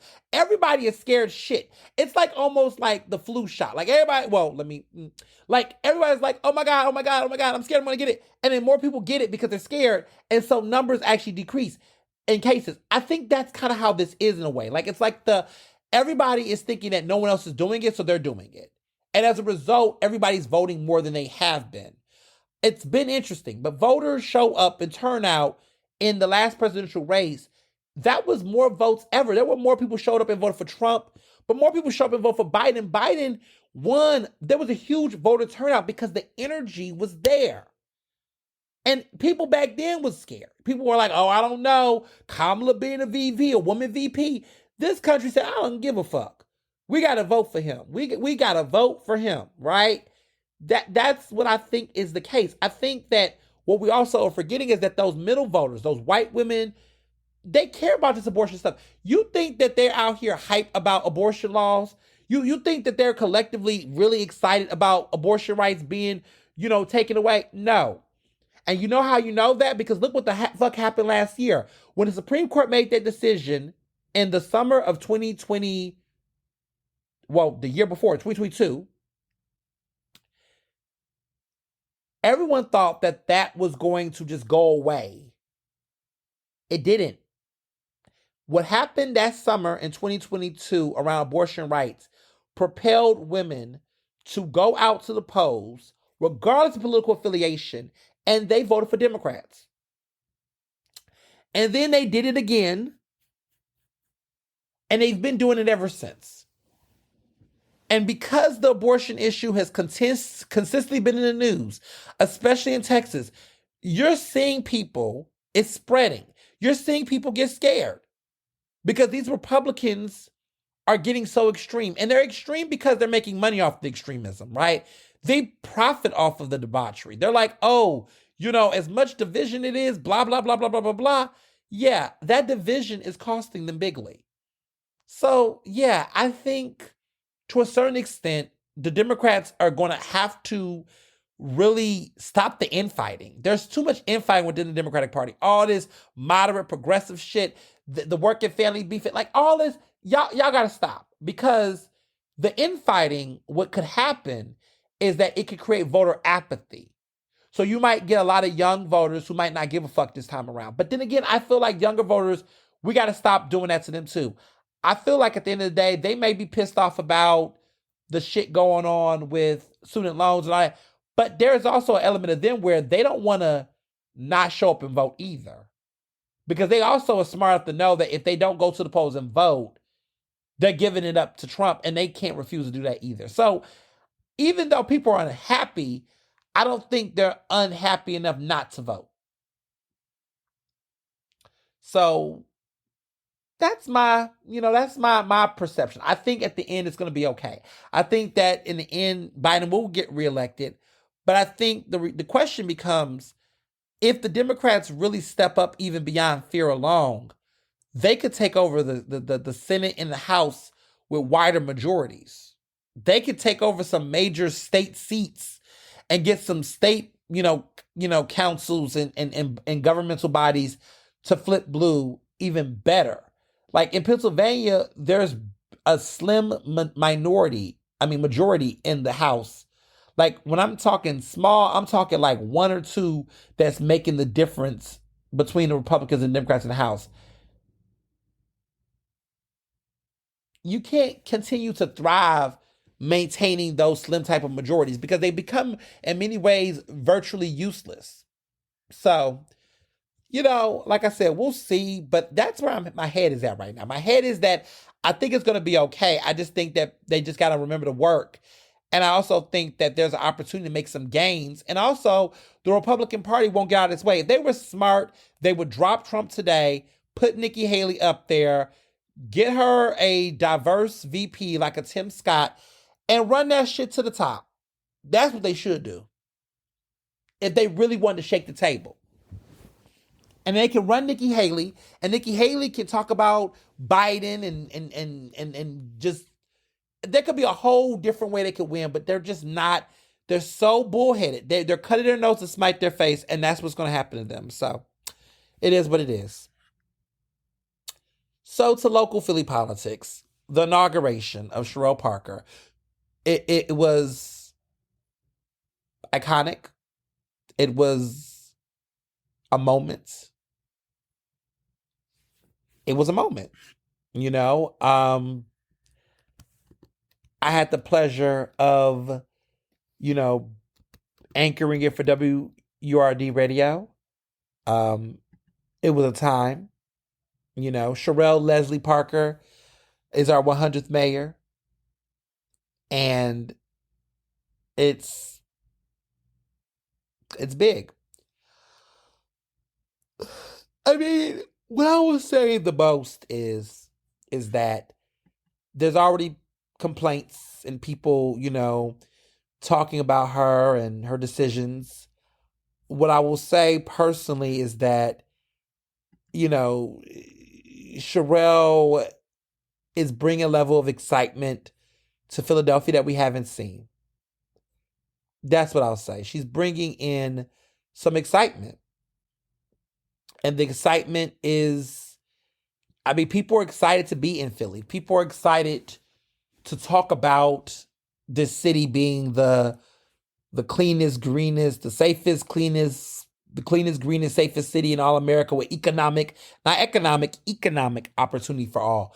Like this is her vision. And regardless of how you feel about the politics, one thing is, and I know people have been talking, but I'm like, I have spent 8 years dealing with the bullshit of the former mayor Jim Kenney.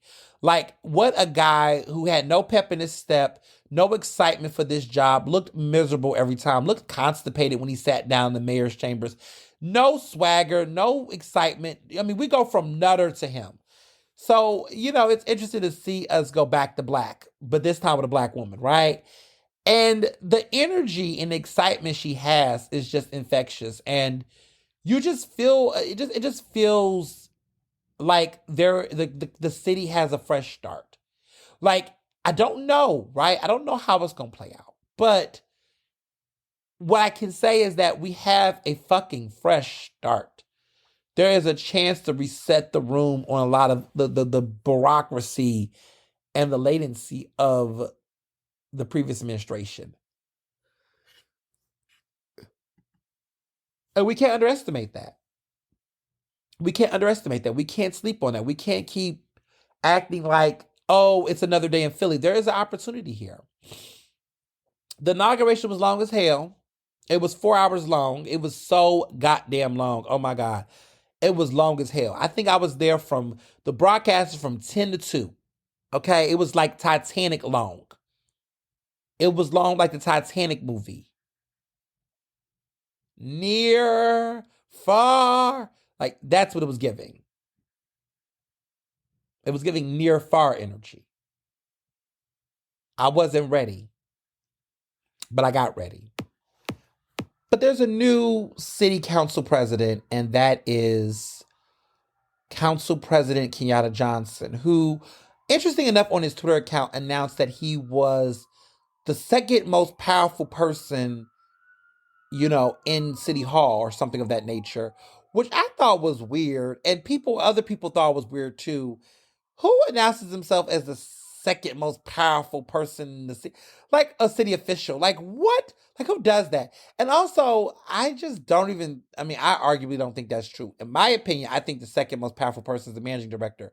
But what do I know, right? What do I know? But I just thought that was weird. And there's been this weird vibe within the egos. I mean, he has a new comms director. No, he doesn't have a new comms director, but Joe Grace, who was the council president under Daryl Clark, spokesperson, he has now moved to being Sherelle Parker's comms director, Mayor Parker's comms director. But there's a new guy under that was the comms director for Kenyatta, who is now in the new seat as the comms director for City Council.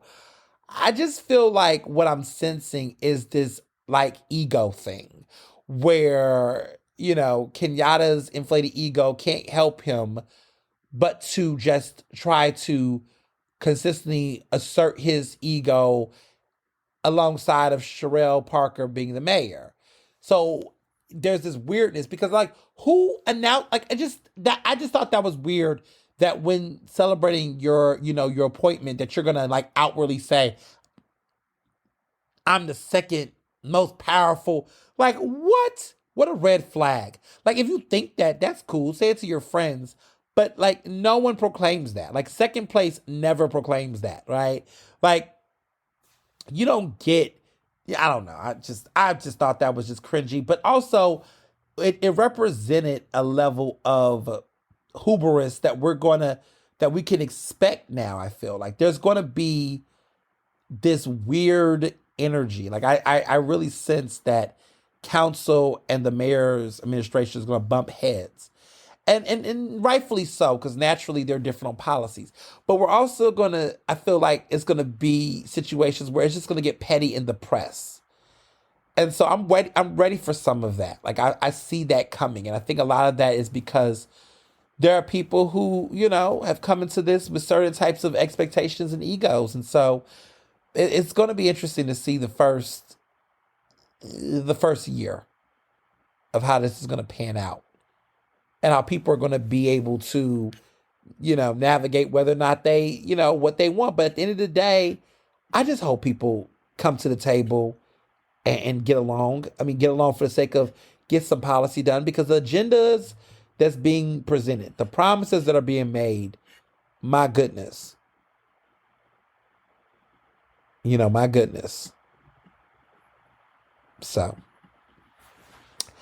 we'll see. What also happened at the inauguration? First of all, the parties. But one quick note: there was a lot of talk about the Sharif Street's son, who got into a fist fight and got arrested outside the inauguration. Now, I've spoken to people close to that situation, and what I've heard was that the way the narrative has been to me has been up and down about how people are framing this story. What apparently happened was, allegedly, is that Senator Sharif Street's son was taking his 80-year-old grandfather, who is the former mayor of Philadelphia, John Street, was trying to get him into a specific entrance that was allowed for, I guess, VIPs and people who are, a little bit more prominent. The security guard, I suppose, did not allegedly recognize Sharif Street. I'm not Sharif Street, because it was his son, but did not recognize the son or the former mayor, John Street. John Street is the former mayor. John Street is the father of Senator Sharif Street. So they kept the political thing in the family. So John Street was, I guess, not recognized by this security guy and was given some resistance when trying to enter. And so apparently hands was put on the former mayor in a way that was aggressive, and it was read as, hey, this elder is being attacked, and this is not cool. And so they then intervened, and that's when it got, scrappy. And, I mean, he comes from Sharif's son comes from money and comes from support and class. If we want to talk about privilege, I doubt that he'll be seeing, a day in jail. And that's my take.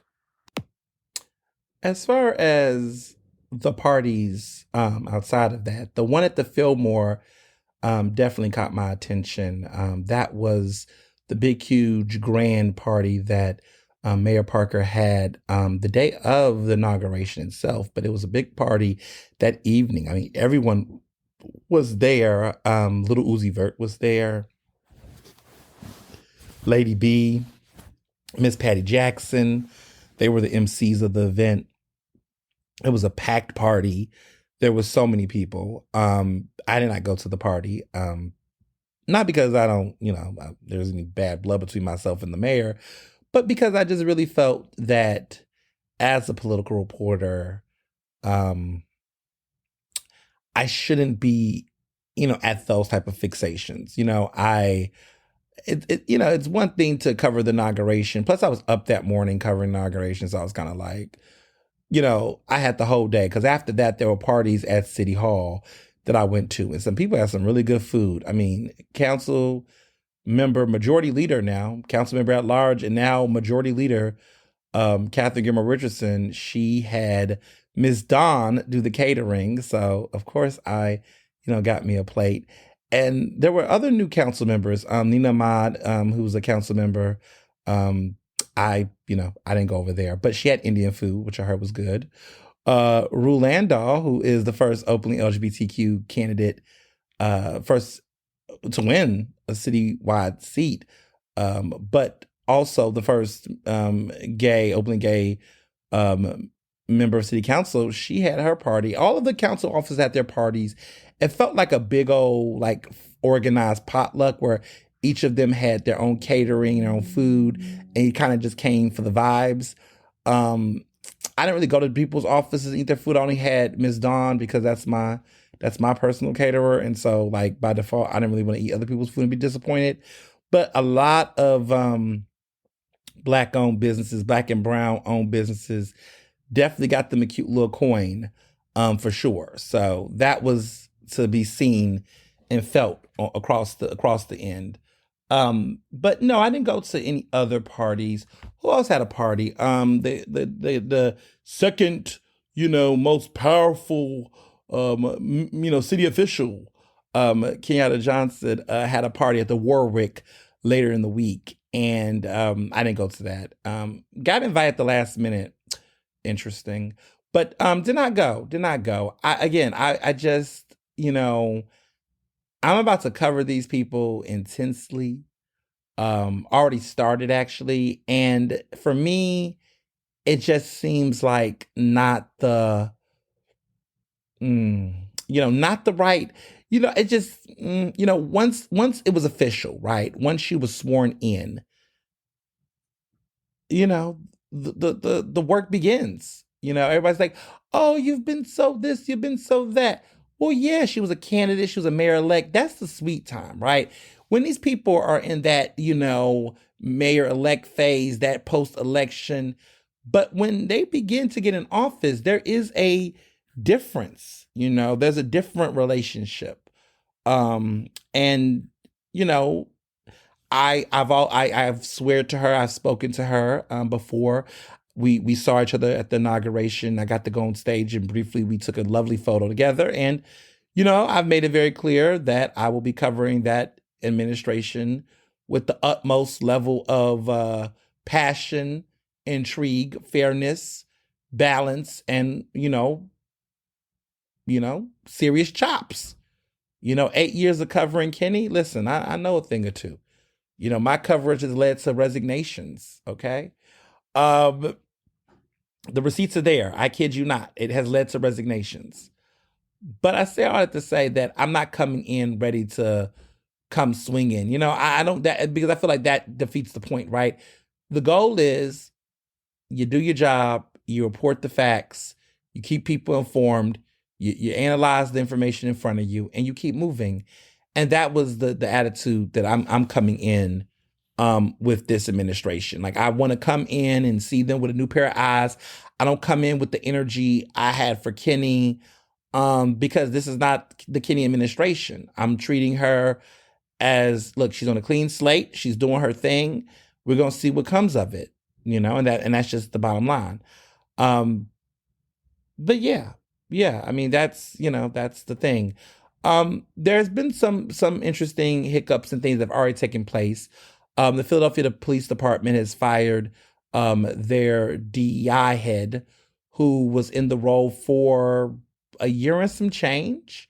And they're not eliminating the position. They just fired the person that was at the helm of it.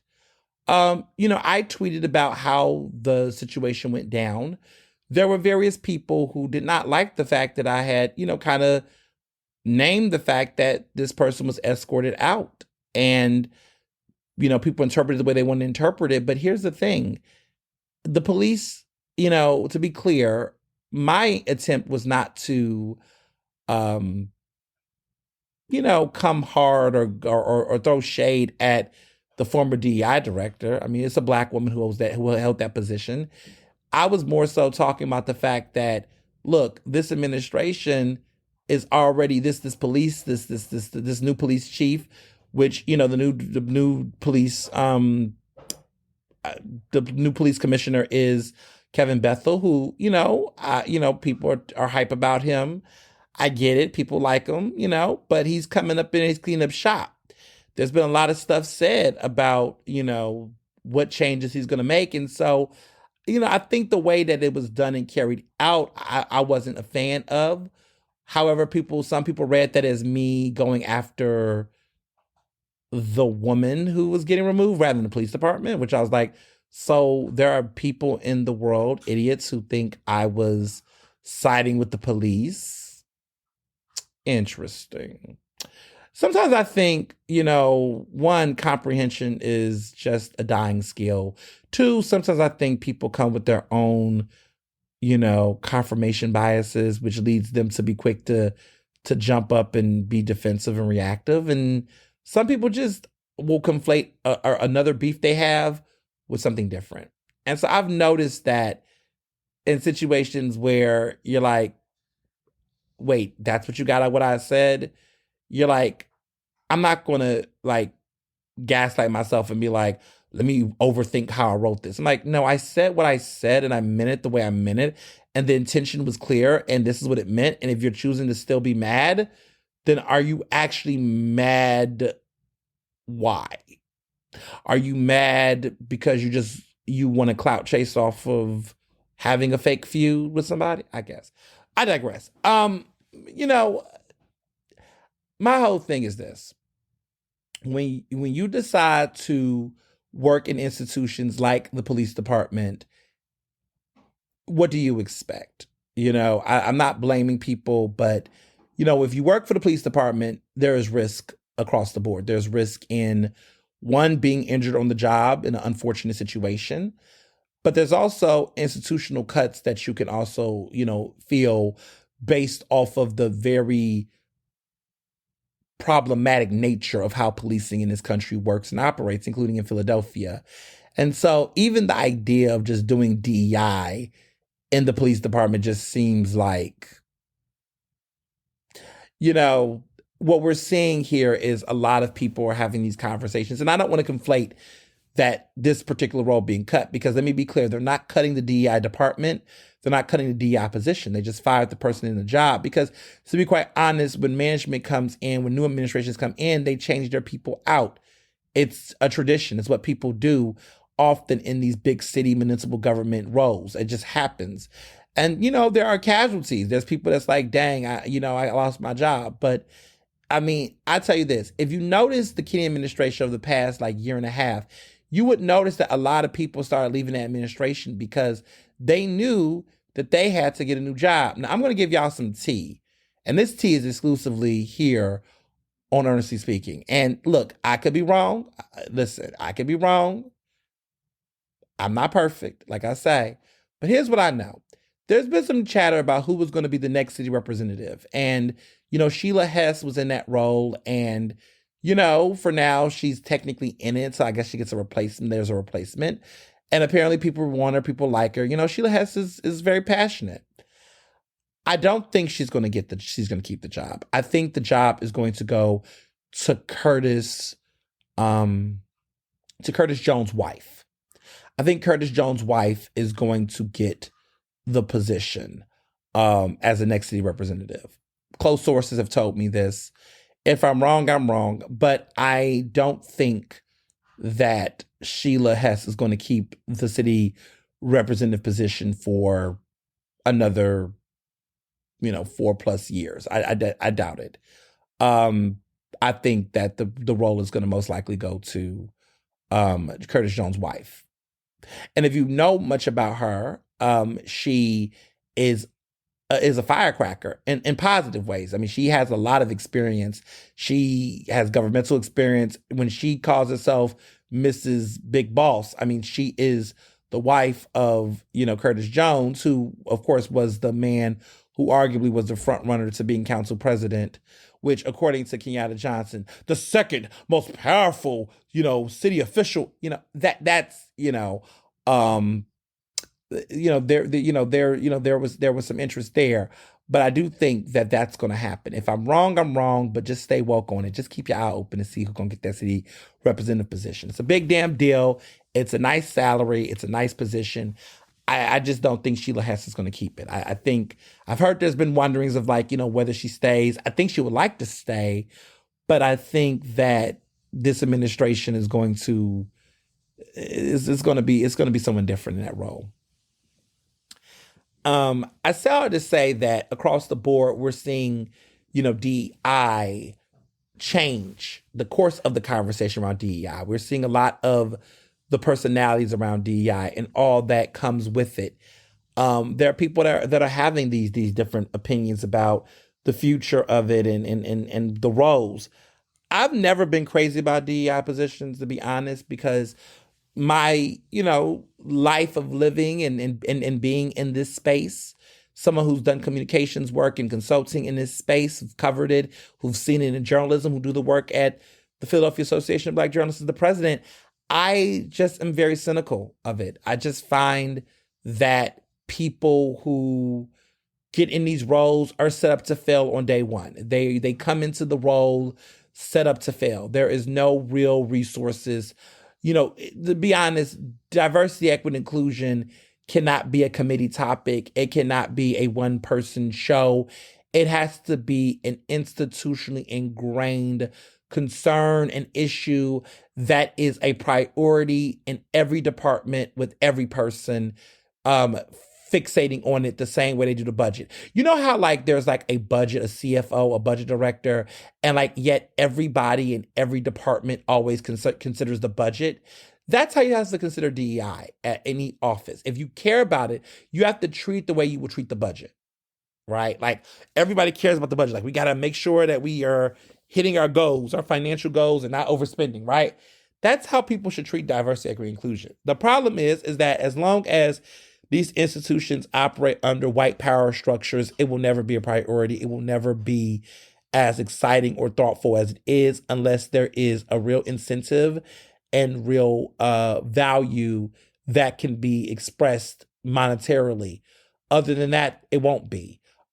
Because capitalism doesn't give a fuck about it in a white supremacist structure. The only time they do care is that there's some actual articulated value.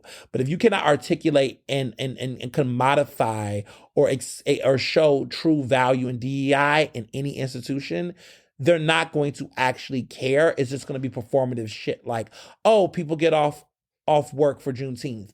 Oh, we're going to have a Black History Month, dinner and gathering. That's what you're going to get. Oh, Pride Day, we're going to have rainbows. We're going to do a pride parade with balloons.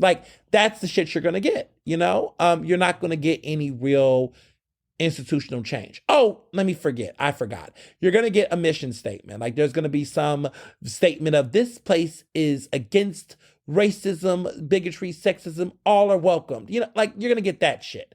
And then you're going to get we're going to go to this diversity summit and conference, and yet we're going to come back and still implement the same fuckery that we've been implementing. This is what you're going to get with DEI. And that's just the naked truth. Unless there is, like I said, you can express a monetary value to DEI.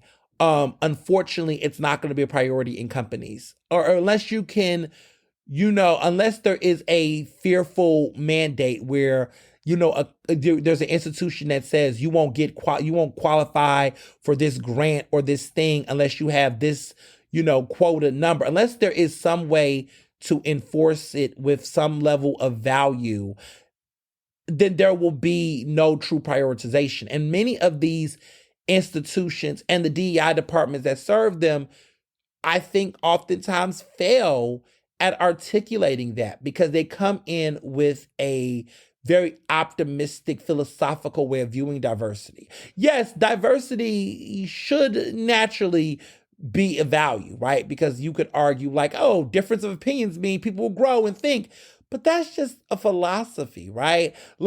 If you really think about it in a business, everything that is operating has to make dollars and fucking cents. White supremacy sadly makes sense in some of these departments. If we keep white people, then they argue that, with white people, then they're going to appeal to white people and there's money there and we'll make more money because white people want to support white people. They view diversity as a threat to maintaining profits because if the system is racist, then diversity is antithesis to racism, which is the antithesis to capital. So unless there is some inverse way that you can, redesign the metric, which we've seen in some cases in Hollywood, where Hollywood, there was somebody who pushed the door open. Tyler Perry made some very problematic, fucked up movies, but diversity, right?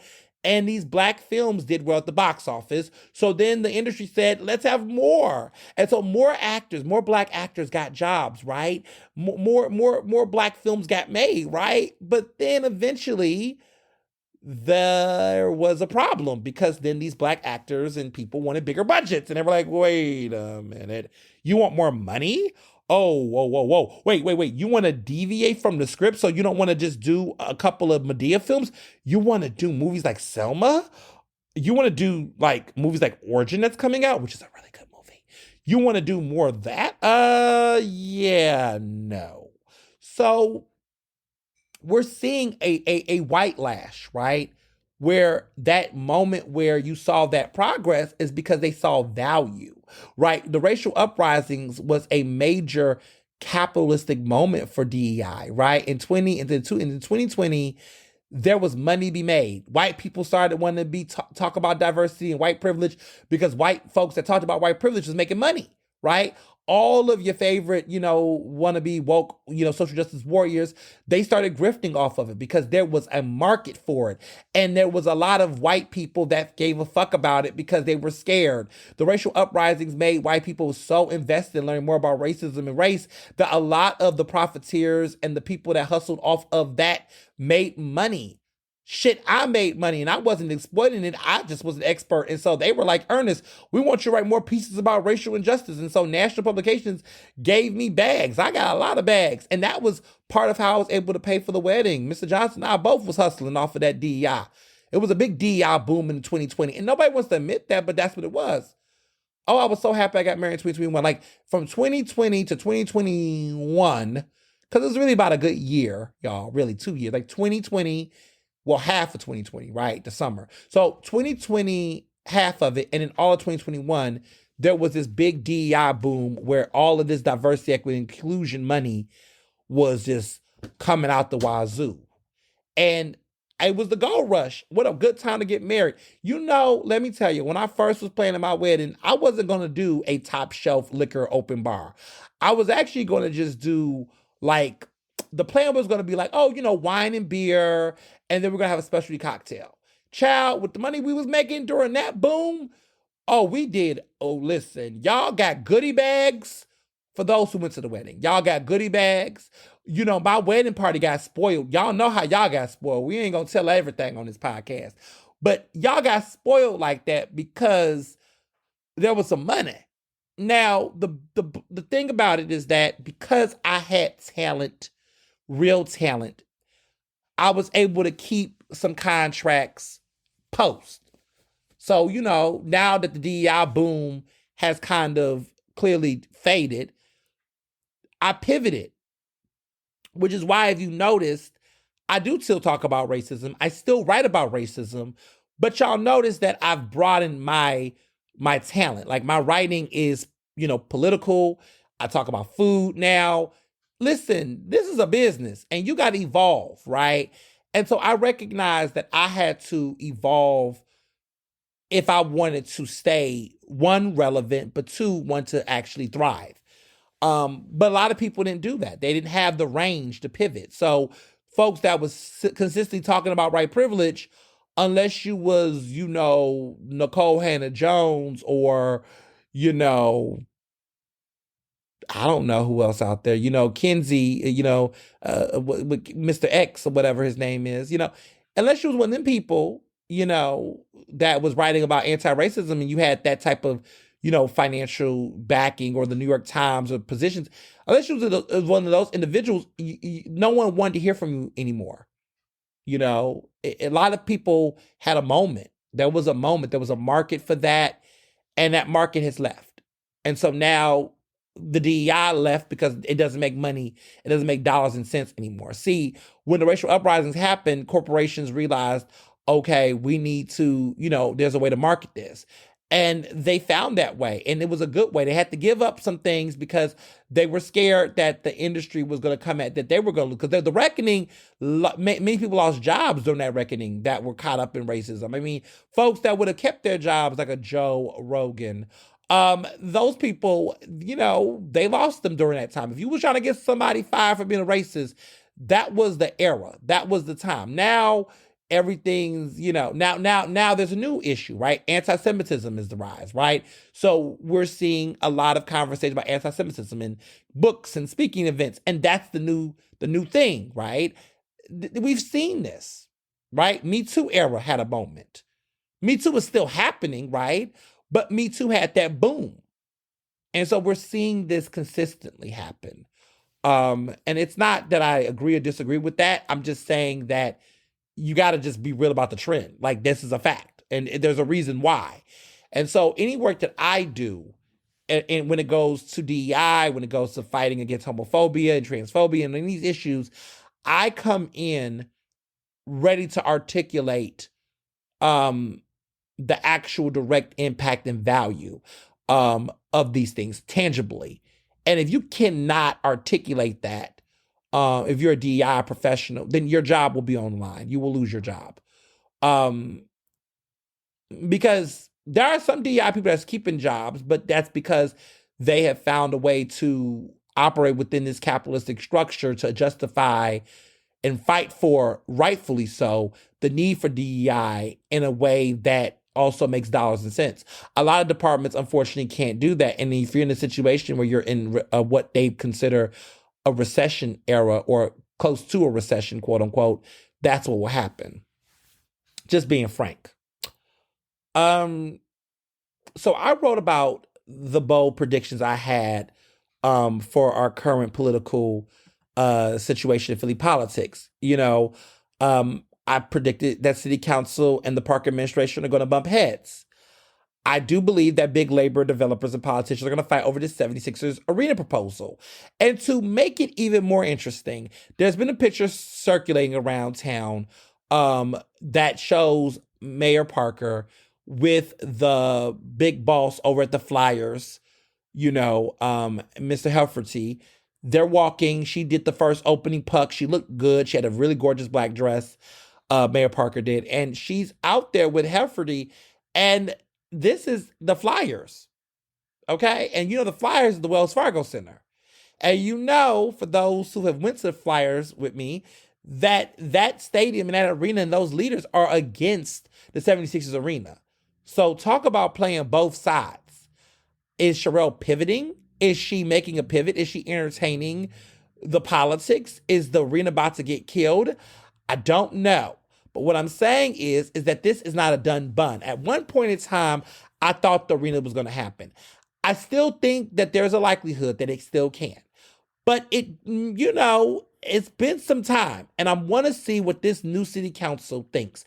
Because the last time I checked, Alderman really wanted to get the previous city council to really weigh in. But the politics, the everything wasn't working in his favor. And these hearings are expressing a lot of concerns about this process. So I don't know. I don't think it's going to happen. I also think Governor Shapiro's political appeal is going to be put to the test. Josh Shapiro has been making some very interesting decisions lately. The situation with Krasner that happened, there's some beef over there. There's conversations about these private school vouchers. There's a lot of stuff that people are looking at. And I don't know. I just feel like Shapiro, the honeymoon that we saw him have since he repaired I-95 with his rapid response, it might be a little bit more shakier than normal. I do think that history is going to get made once again for underrepresented candidates running for office. Malcolm Kenyatta, this guy got the Democratic nomination for Auditor General, despite never really actually doing an audit a damn day in his life. But he might be the first openly gay candidate to hold a statewide office. I don't know if that's likely because Timothy DeFleur, which is a black Republican who's the incumbent, who actually is the current Auditor General, who previously, was a controller at Dauphin County and did audits there. is likely to still keep his seat. But, anything can happen in 2024. That being said, Malcolm Kenyatta has already made history as the first black gay candidate elected as a state representative. But he may not be the only. Andre Carroll, who is running for state rep in the Germantown area, could possibly make history as the second black gay politician.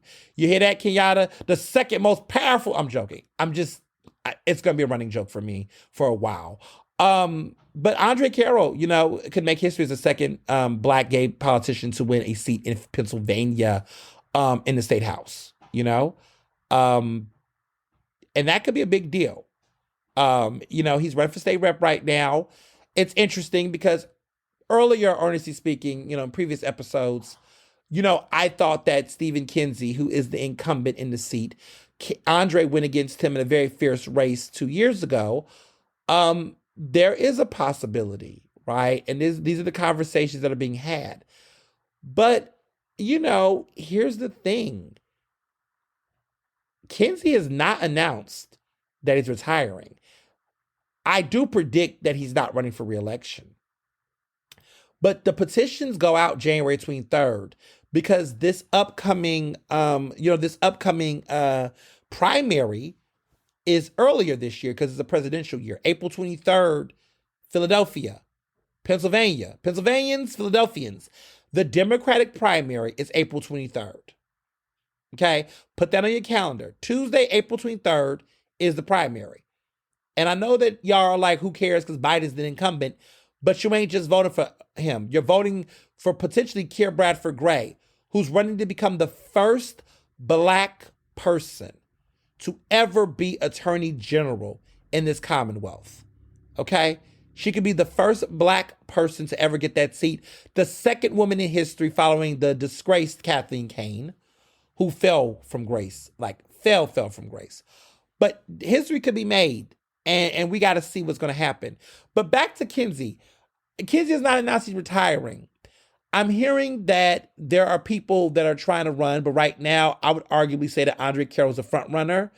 I really don't think Kinsey's going to run for re-election, but he's still, holding on, and I haven't said anything. And it's really weird because, there was another guy named Patrick Jones who used to work at Cindy Bass's office. They don't like each other as much anymore.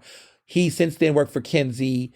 Sources told me that Kinsey was pushing for Patrick Jones, but there's been speculation that Patrick Jones does not live in the district. He could live in the district, but there's been people who have said he doesn't live in the district. There's been some disputes around that address.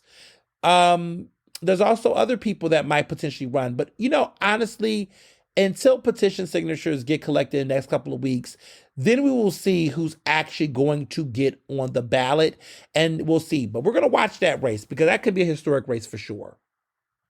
And then lastly, I argued that Pennsylvania will likely remain blue in November, and it could actually get even bluer. But that's gonna be depending on how much the Democrats get the voter turnout out. So we'll keep an eye on that for sure, but we'll see. Now on to some other things. This Claudine Gay situation, like I said before, she stepped down after only 6 months as the Harvard president. This goes back to what I've said to people. When the affirmative action situation happened last summer, that ruling, DEI was next on the list. The conversation around Claudine Gay, honestly, it's not about anti-Semitism. The plagiarism shit is bullshit because even some of the biggest, wigs that tried to go after her, some of these people's wives are getting caught plagiarizing. It's just the plagiarism claims, all of it has. This was never what it was about. It was political. She said it herself. Her op-ed that she wrote for the New York Times as a guest op-ed that she wrote that spoke about this. She said it, and she knows it, and that's why she resigned. She was not forced out. The Harvard governing body supported her. They stood by her. A lot of people did. At the end of the day, my book on cancel culture is so timely. This book I wrote, The Case for Cancel Culture, which, is going to turn a year old. we saw, I saw this coming, and we knew this was going to come, and here we are. Here we are. It's a lot. It's a lot, but we got to stay woke. We got to stay woke. We got to stay, we got to stay engaged.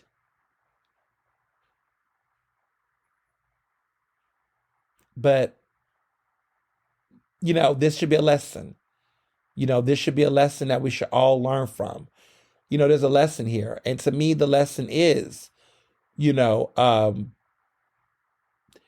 let these institutions weaponize legitimate causes that impact us. What they did in regards to the anti-Semitism concerns is they literally capitalized off of the real pain and frustrations of that moment and leveraged it in a way to do harmful things that will actually impact marginalized communities, including the Jewish community, for many years to come. It's clear. Like the way that you hear these Republicans saying 2 down, 1 more to go, they're not even talking about anti-Semitism as much. They're talking about DEI stuff now. Now the conversation, the goalpost has moved. Now it's about diversity in schools. It's like, well, wait a minute. When you all had that hearing, you were focused on this issue with Hamas and terrorism and shit. Now you're not even talking about that anymore. And to those members of the Jewish community, not all of them, let's be clear, because many of them also realized it was bullshit. But did you not? I mean, listen, Black people have seen. Okay, let me back up a little bit, because I need to let y'all realize how common this is. Black people have seen the Republican Party try to weaponize issues of racism and try to distract us from their shit. Do y'all remember how much Donald Trump and the Russians was fixating on Hillary Clinton and the shit that went down in the 90s and mass incarceration, not giving a damn about any of those issues, but tried to fixate on Hillary in a way that got a lot of Black voters, which, let's be clear, we never pivoted actually, but tried to create those divides in the Black community. And we saw for this, because it was like, okay, Donald, you calling Hillary racist and all this, okay, but what did you do with the Central Park 5 though?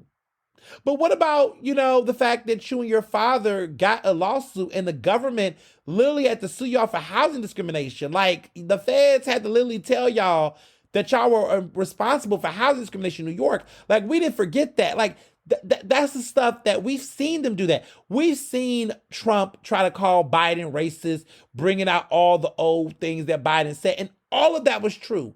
But at the end of the fucking day, you got to look at the intent of the messenger. There's a famous quote. The mode is the message. The medium is the message. The medium is the message. The messenger is more powerful than the actual message itself. So if the reality is the far right is telling you about anti-Semitism in Ivy League campuses, allegedly, I don't give a fuck. I mean, at some point, yes. What they're saying, okay. But let's look at that messenger. What is really happening here? Is those far-right conservatives really concerned? The ones who also have a history of anti-Semitism. I mean, why isn't no one talking about Marjorie Taylor Greene's, Jewish alien remarks about alien spaceships, like her conspiracy theories on Jewish community? Like, no one talked about that anti-Semitism. No one called for her resignation, right? No one called for the fact that she was out here misappropriating references to the Holocaust and Nazis. Oh, okay. Some people did, but a lot of people let it go away. A lot of people let her slide with that. A lot of people just treated that like it was normal. And I'm just sitting here like, and that's why we have the problems that we have today. And there you have it, people. That's why we have the bullshit that we have today. So, it's unfortunate, but I'm happy that Claudine Gay took herself out and then let them take her out. I'm happy that she decided to say enough's enough and she's over it. Because at this point now we can quickly turn the table and start to interrogate what the far right is doing and how they have pushed this. And now the conversation, even the conversation around the Middle East is shifting. We're now catching them before they try to exploit this and politicize this even further. And they're all doing this because they're trying to distract us from Trump. Because Trump keeps piling up cases and having shit happen to him. And this is a distraction from holding Trump accountable. So that's that. This Jeffrey Epstein list, y'all, is so stupid. It's so stupid. Like, I just don't care about it. I really wish that, like, this is one of those things where, you know how you're like forced to make implications. We live in a society where the shit that we want to make leaps and bounds about are the shit that is so insignificant, but the things that we can easily make a connection to, we don't. So there are people that want to make real big leaps about this Epstein list, but at the same time won't say anything about the realities of Trump's connections with the insurrection. Like, you got people out here like, oh, this Epstein list, but y'all the same people who did not believe that Bill Cosby had did something to those women. Y'all the same people that would defend R. Kelly up and down. But I'm supposed to believe that y'all are going to give a fuck about this Epstein list? Y'all don't. You don't. Because y'all done let too many men who've actually done dirty shit get away. Or you've defended them. Or you've stayed silent on them. Like, y'all don't care. Y'all don't care. It's just like that conspiracy thing that y'all are infatuated with. Okay, so there were some people on his list. And what? What does that mean?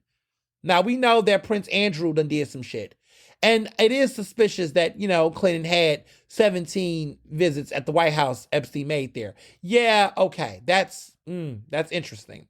But like all this other shit like this, and then the reach, right? Oh, Beyonce, Jay-Z is on it. Like first of all, Beyonce, Jay-Z is not named on the list, but people who just was reaching for that. It's like you already like this is the part, like this is what we're not gonna do in 2024. What we're not gonna do is anticipate or hope for something to confirm our confirmation bias on people.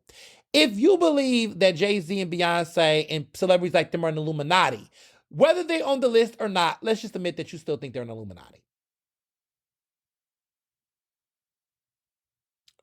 Whether or not there is a list that confirms affiliations to Epstein and let's say the Obamas, or which there's none, let's be clear, you're still going to think that they belong to some secret society to do some dumb shit, right?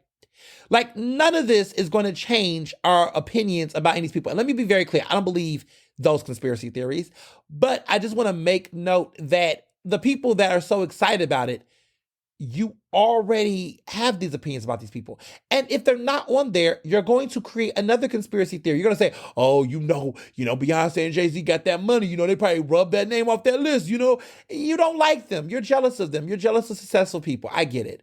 You believe in conspiracy theories like this because it makes you feel with your basic average ass life that somehow your lack of success is a blessing in disguise. Maybe it is. Maybe it is. But it's interesting to me that oftentimes there's an obsession with Black people that are wealthy and successful than any other race of people. That we are supposed to believe that all of these successful Black people are a part of some cult. But like white people that are out here, the love and obsession with like white mediocre people or white quote unquote geniuses like Steve Jobs. Like none of you folks was out here like, yo, Steve Jobs, one of the richest men in the world, control of Apple, is in a cult. Nobody did that, right? The irony of like the Kanye West is the people that obsess over Walt Disney and these white people and they're geniuses, right? Like they will sit up there and praise these rich white people all day and never have any crazy conspiracy theories about them. But all of a sudden, when it's Black people, we believe they have to give their leg, a thigh, some blood, change their sexual orientation overnight to get success. I'm not saying that there's no weird things in Hollywood, but it's just somehow weird to me how it's always a fixation on Black people specifically than it is on white folks that been running the shit longer than us. So we can't believe that, this smart Black person worked hard, did their thing, made some money, hustled, got to success without believing that there was some weird, cryptic, suspicious shit that happened to make it happen. Like everybody's a fucking industry plant. Everybody is, a conspiracy driven thing. So we do this. We vilify Black achievement. We vilify Black excellence. And I say it in a loose way, but you get what I'm saying here, right? I'm saying that it's just interesting. Even with me, people have tried to do that. Like, oh, well, you know why Ernest got this? Motherfucker, I got this because I worked.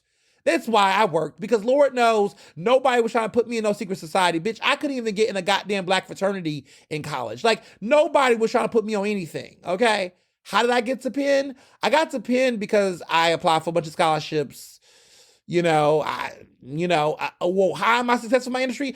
I'm not married to a white man. I'm married to a Black man, and he didn't come from money either. I don't know what conspiracy you can make about me. I didn't come from money.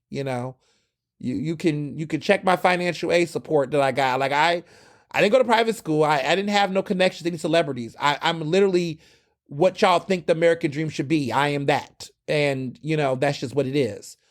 And I say this sarcastically about the American dream, but you get what I'm saying. Like, there's just nothing there. And so as somebody who's successful, I do get a little annoyed when I hear these things being said about other folks. Like, you cannot like them for their personality, for their tone deafness to issues. We can have fair critique.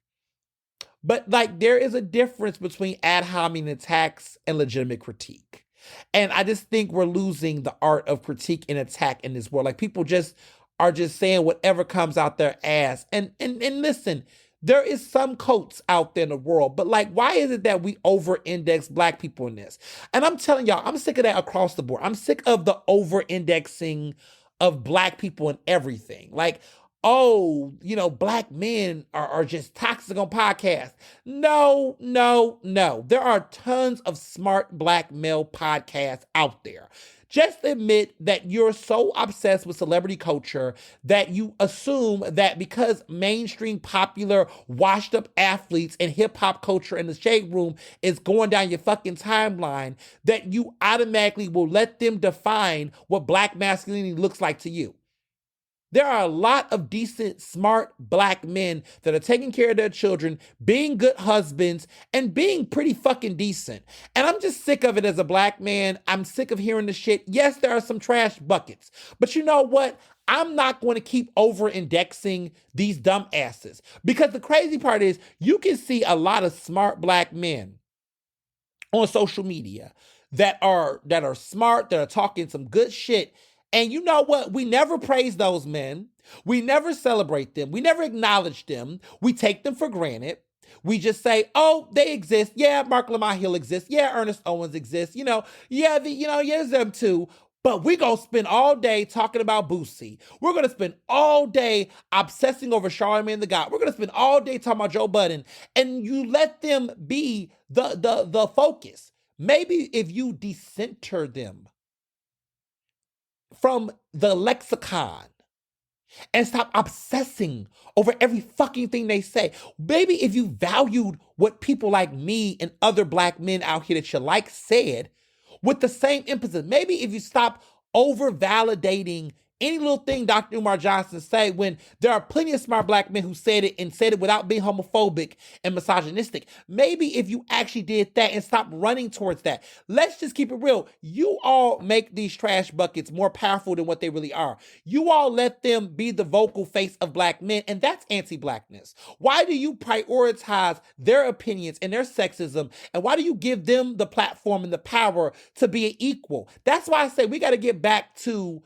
the experts. We got to get back to validating actual people with expertise and credentials and stop treating them like the equals. I'm tired of it. I'm tired of just these blanket ass generalizations. And again, for Black women too, like I'm tired of people doing to Black women. Like all these girls do is be twerking and talking about how much they mean a man. What are you talking about? There are so many smart bomb ass Black women out here. Like, and you know what it is? I just tell people, look at your fucking circle. When I look at my friend circle, when I think about all of my friends and my network, I see fathers, I see husbands. I see entrepreneurs. I see black men that don't cheat. I see black men that own businesses in our communities. I see black folks that are lawyers and attorneys and judges. I see my network is my value. It's time to start putting value in your friends. If you don't like the music, listen, people be like, music dead nowadays. Well, one of my best friends is a great musician. His name is Jamarcus Henderson. I listen to his music. The music world has a future. I listen to his music. When people tell me that they don't like influences, a lot of these influences are trash, I look at my friends like Josh and George and them and what they do.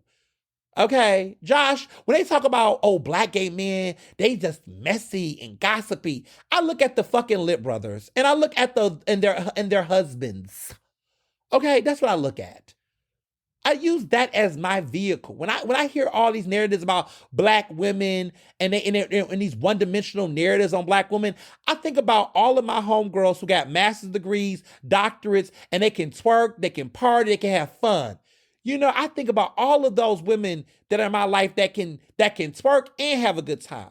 They can party and they can be successful, make a difference. That they hold multitudes of various identities and experiences. Like, these people are my inspiration. I stand for my fans and my family. Like, I feel like that's where we need to be. Like, I think so much of this weight we give to celebrities as the answer has gotten us to the point where we done ignored and neglected our actual realities. Like, how many of us are really out here living amongst 1,000 Joe Buddens and Umar Johnsons? Those people are caricatures, they're clowns for capital. They're literally doing this shit to get the algorithm to make them money. And the problem is that it's sad that I'm seeing educated black people, okay, educated black people fall for these traps in media. Because as a person who got my degrees in communication, I want y'all to understand that the media world we live in is oversaturated and invested in polarization.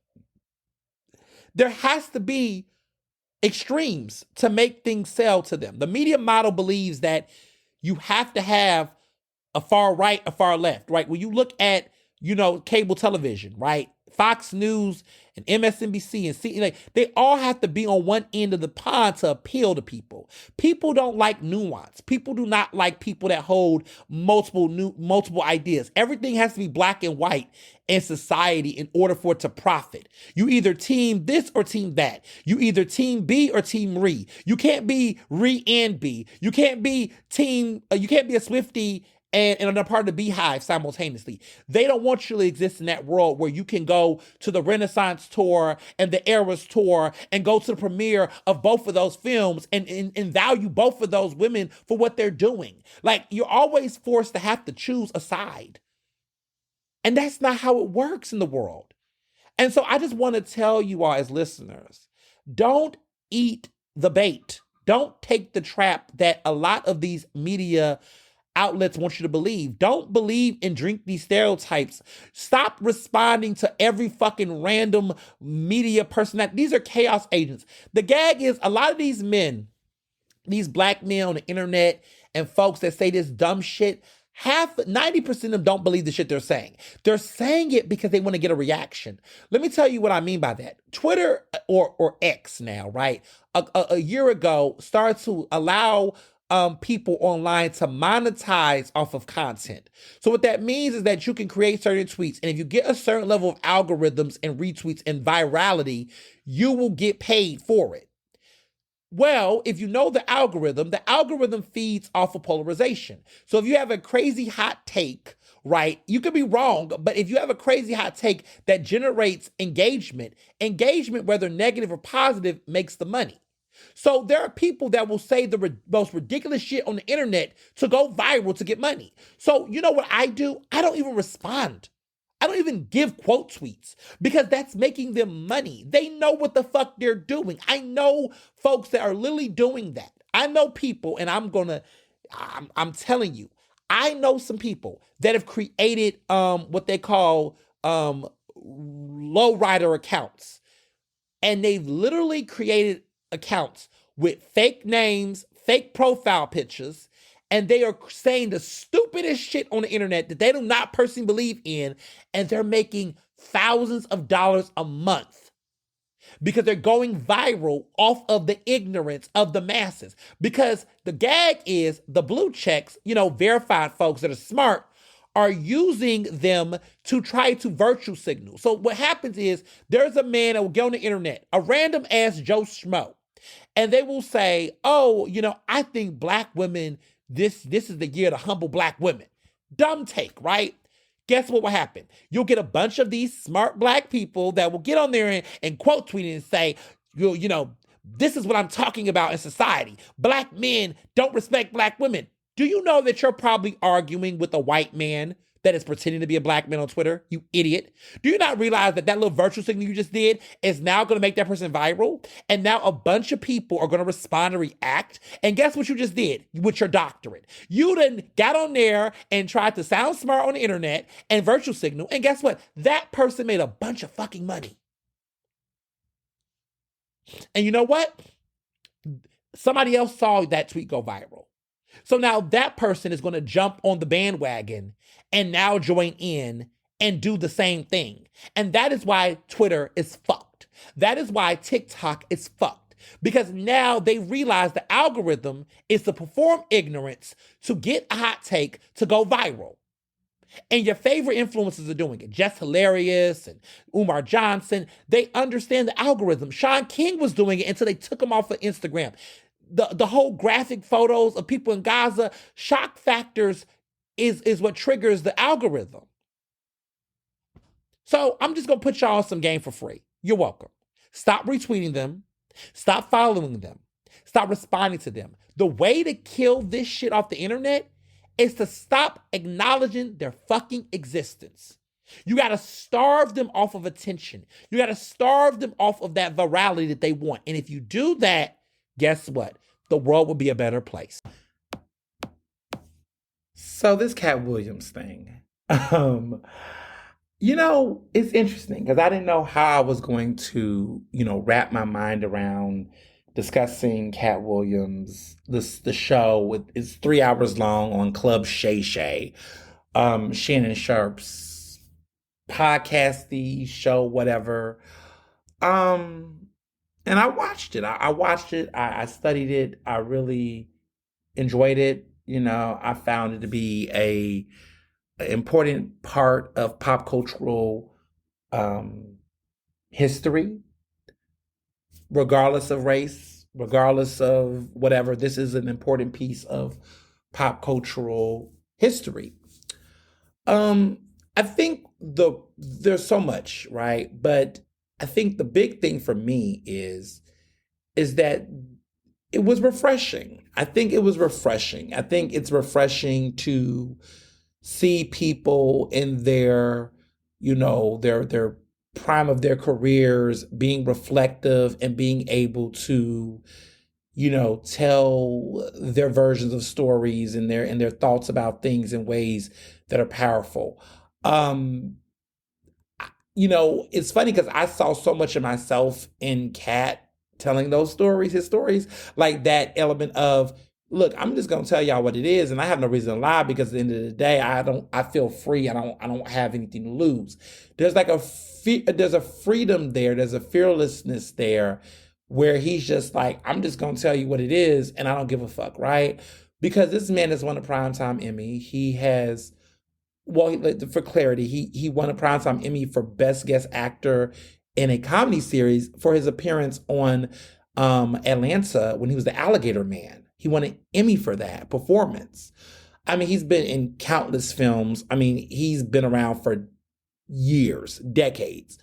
He's funny as hell, and he's really, really funny. Like, I saw someone say something like, what you all think Dave Chappelle does is actually what Katt Williams do, which I agree 100%. Like, Katt Williams punched down on very powerful people. He doesn't really pick on everyday people, vulnerable people. His thing is really going at people that are on either his level or people in his sphere, which is why he's so enduring, because it's oftentimes you find that comedians that are in his range love to fuck with everyday people, vulnerable people, queer people, women. He doesn't do that. Like, that's not his forte. Like, you're never going to find him spending mindless hours bashing queer people all day long or trans people. It's just not his energy. He's very smart. It's very clear that he is. He has definitely taken time to think about, his career, his experiences. And I think he's at a point where he just don't give a fuck, which I find, again, refreshing. Now, for context, a lot of people will say, oh, this man's coming from a place of bitterness. He just decided to just let the chopper out. His career isn't as good as others because look at his attitude. But I think people forget a lot of things. This is a man that responded to a lot of people who have lied, who have, slandered him, who have lied on his character, who have really just have gotten platforms and have shitted on him. And so when he goes in on Kevin Hart, which I found to be hilarious because I have for a long time have found Kevin Hart to be just a fucking clown. It's because of the fact that Kevin Hart went on the Breakfast Club and basically accused this man of being on drugs. And Katt Williams has been adamant that he does not have a drug problem. And quite frankly, if he did, I don't think he would have a problem saying like he had issues with substance abuse. But he's, clearly not. And so he responded to that. He responded to the fact that Ricky Smiley tried to convince people that, he was supposed to play, the character that,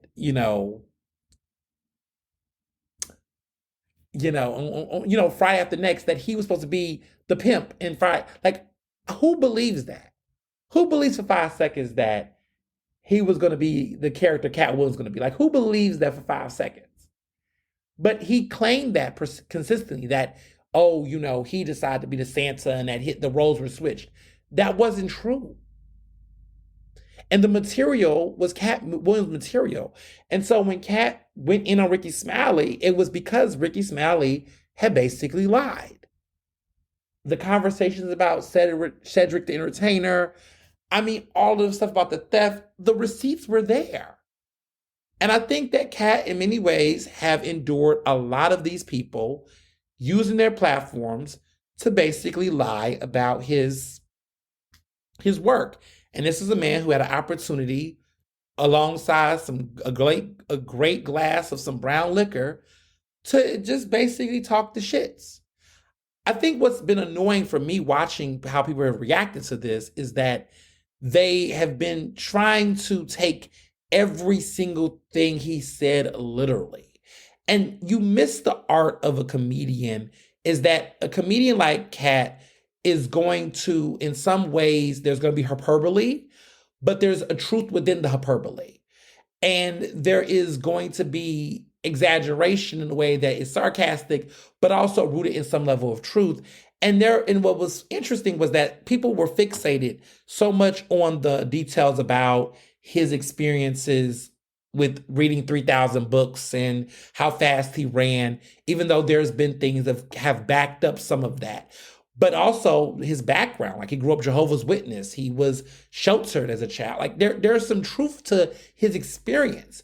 And so what I find interesting is how certain people that for whatever reason, not like that their fave was getting dragged, nitpicked at the little things. But I was like, if you recognize the je ne sais quoi of what he was saying, he was speaking his truth and he was telling it in a way that was refreshing and honest. And I think he's, like many people, fed up with the fact that we live in a world where there's so many people that are mediocre as fuck, that are incompetent, but they sit up with a hunch on their shoulder. And it was something he talked about, like people who were, he didn't say exactly like this, but he was, talking about how, we got losers in this world that get to rewrite history, that get to, walk around and be so confident and yet they're fucking incompetent. Like there is so much tolerance that we've had. And it's time for real people, honest people, experts to step up, have some fucking courage and integrity and say, you're wrong. You don't know what you're doing. That's not how we do this. That is not actually funny. That's actually not good. And guess what? Giving people that tough love, that criticism, that critique could actually save lives, because that's how we got to January 6th, is tolerating a lot of bullshit. There's a lot of people who now cannot stand certain groups of men that are, incels, as we call them.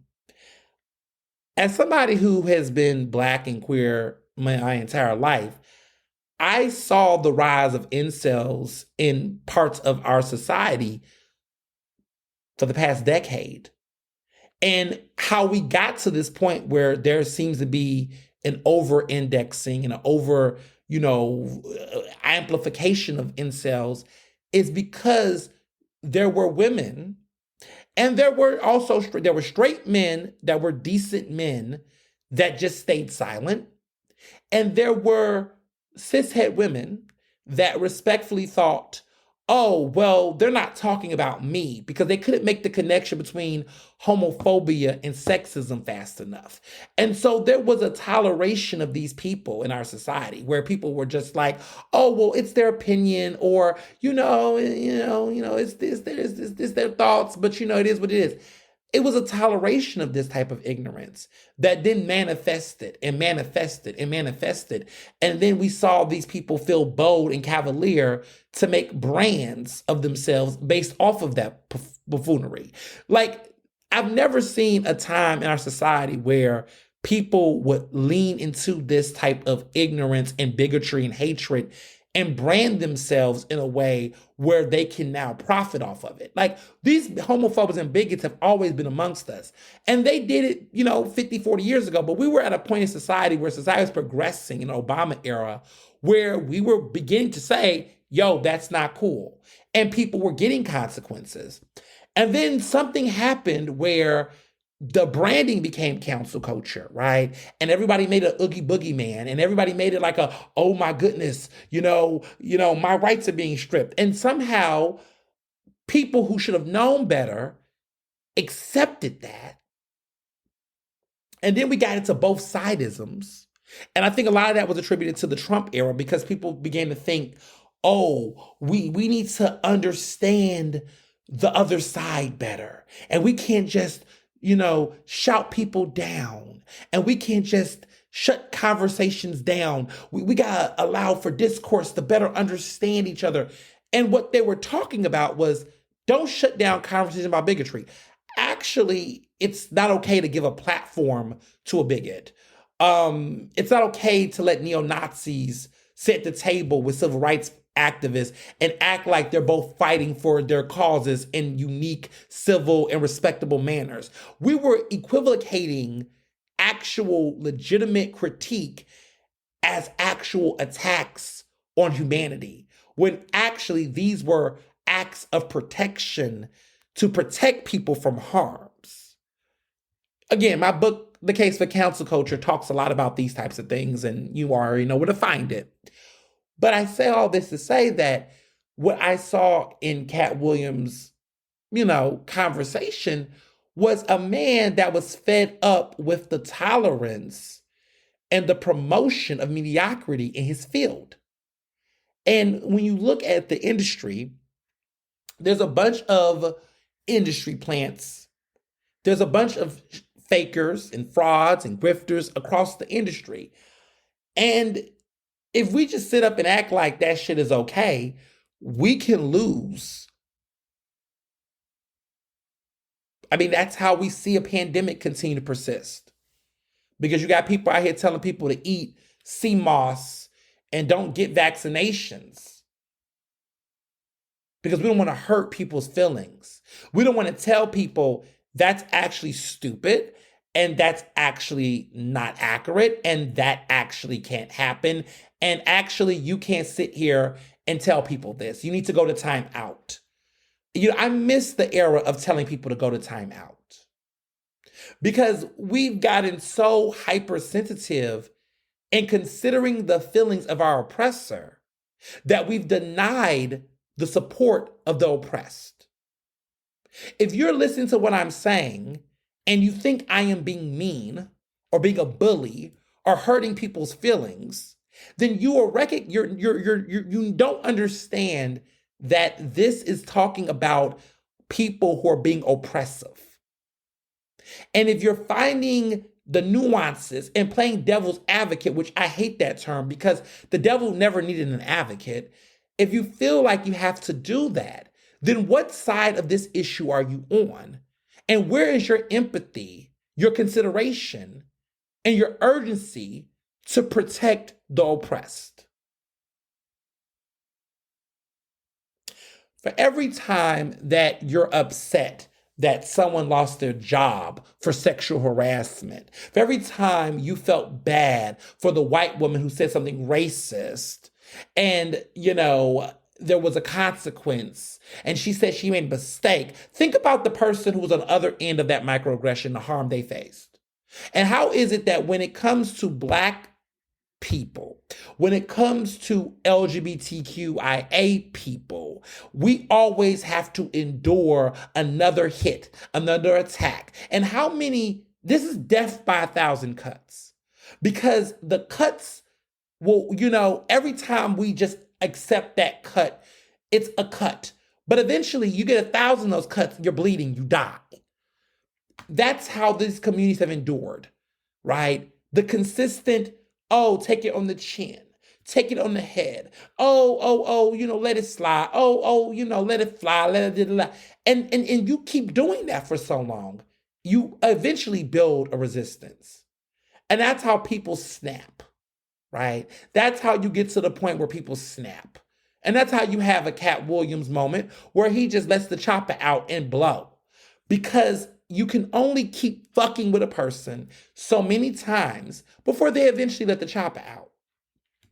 And look, the answer is therapy, right? But everybody don't have access to therapy. And everybody don't have access to process their emotions and their feelings. I have been fortunate to be able to get the resources to navigate my mental health and my, confidence and my self-esteem. And I've been fortunate to be around great, loving people that have been able to keep me guided and keep me, loved and special and all those things, right? I'm fortunate to have a husband that encourages me and empowers me, to have a family that is that values me and celebrates me when the rest of the world may sometimes not acknowledge my significance, right? I am blessed to have those resources. And so for me, I don't have to worry about snapping. You know what I mean? I've had moments where, when I was much younger, when it wasn't as abundant, right? That I like today, right? Like I don't, I'm going to save some of that for another part of this podcast, but where I'm at in my life, there was a time where I would go off. My friends in college specifically know what I'm talking about. Like, y'all don't want to know, but there were times where when I was in college and there were people that were fucking with me, oh baby, I let it out. Okay, that was a different Ernest. I'm still that Ernest, but I've channeled it into different mediums. I'm putting it in a podcast that is monetized. I'm putting it in an op-ed that supports and sustains my life. I'm putting it in my passion for social issues. I rather put my energy and frustration into making a better world, taking that energy and channeling it and putting it into how can I address the inequities around me? How can I work on these issues locally? How can I talk about them on a national, global scale? I've come a fucking long way. But I say all that to say that everybody isn't going to have those opportunities or get access in that way. And so we as a people have to check this shit more.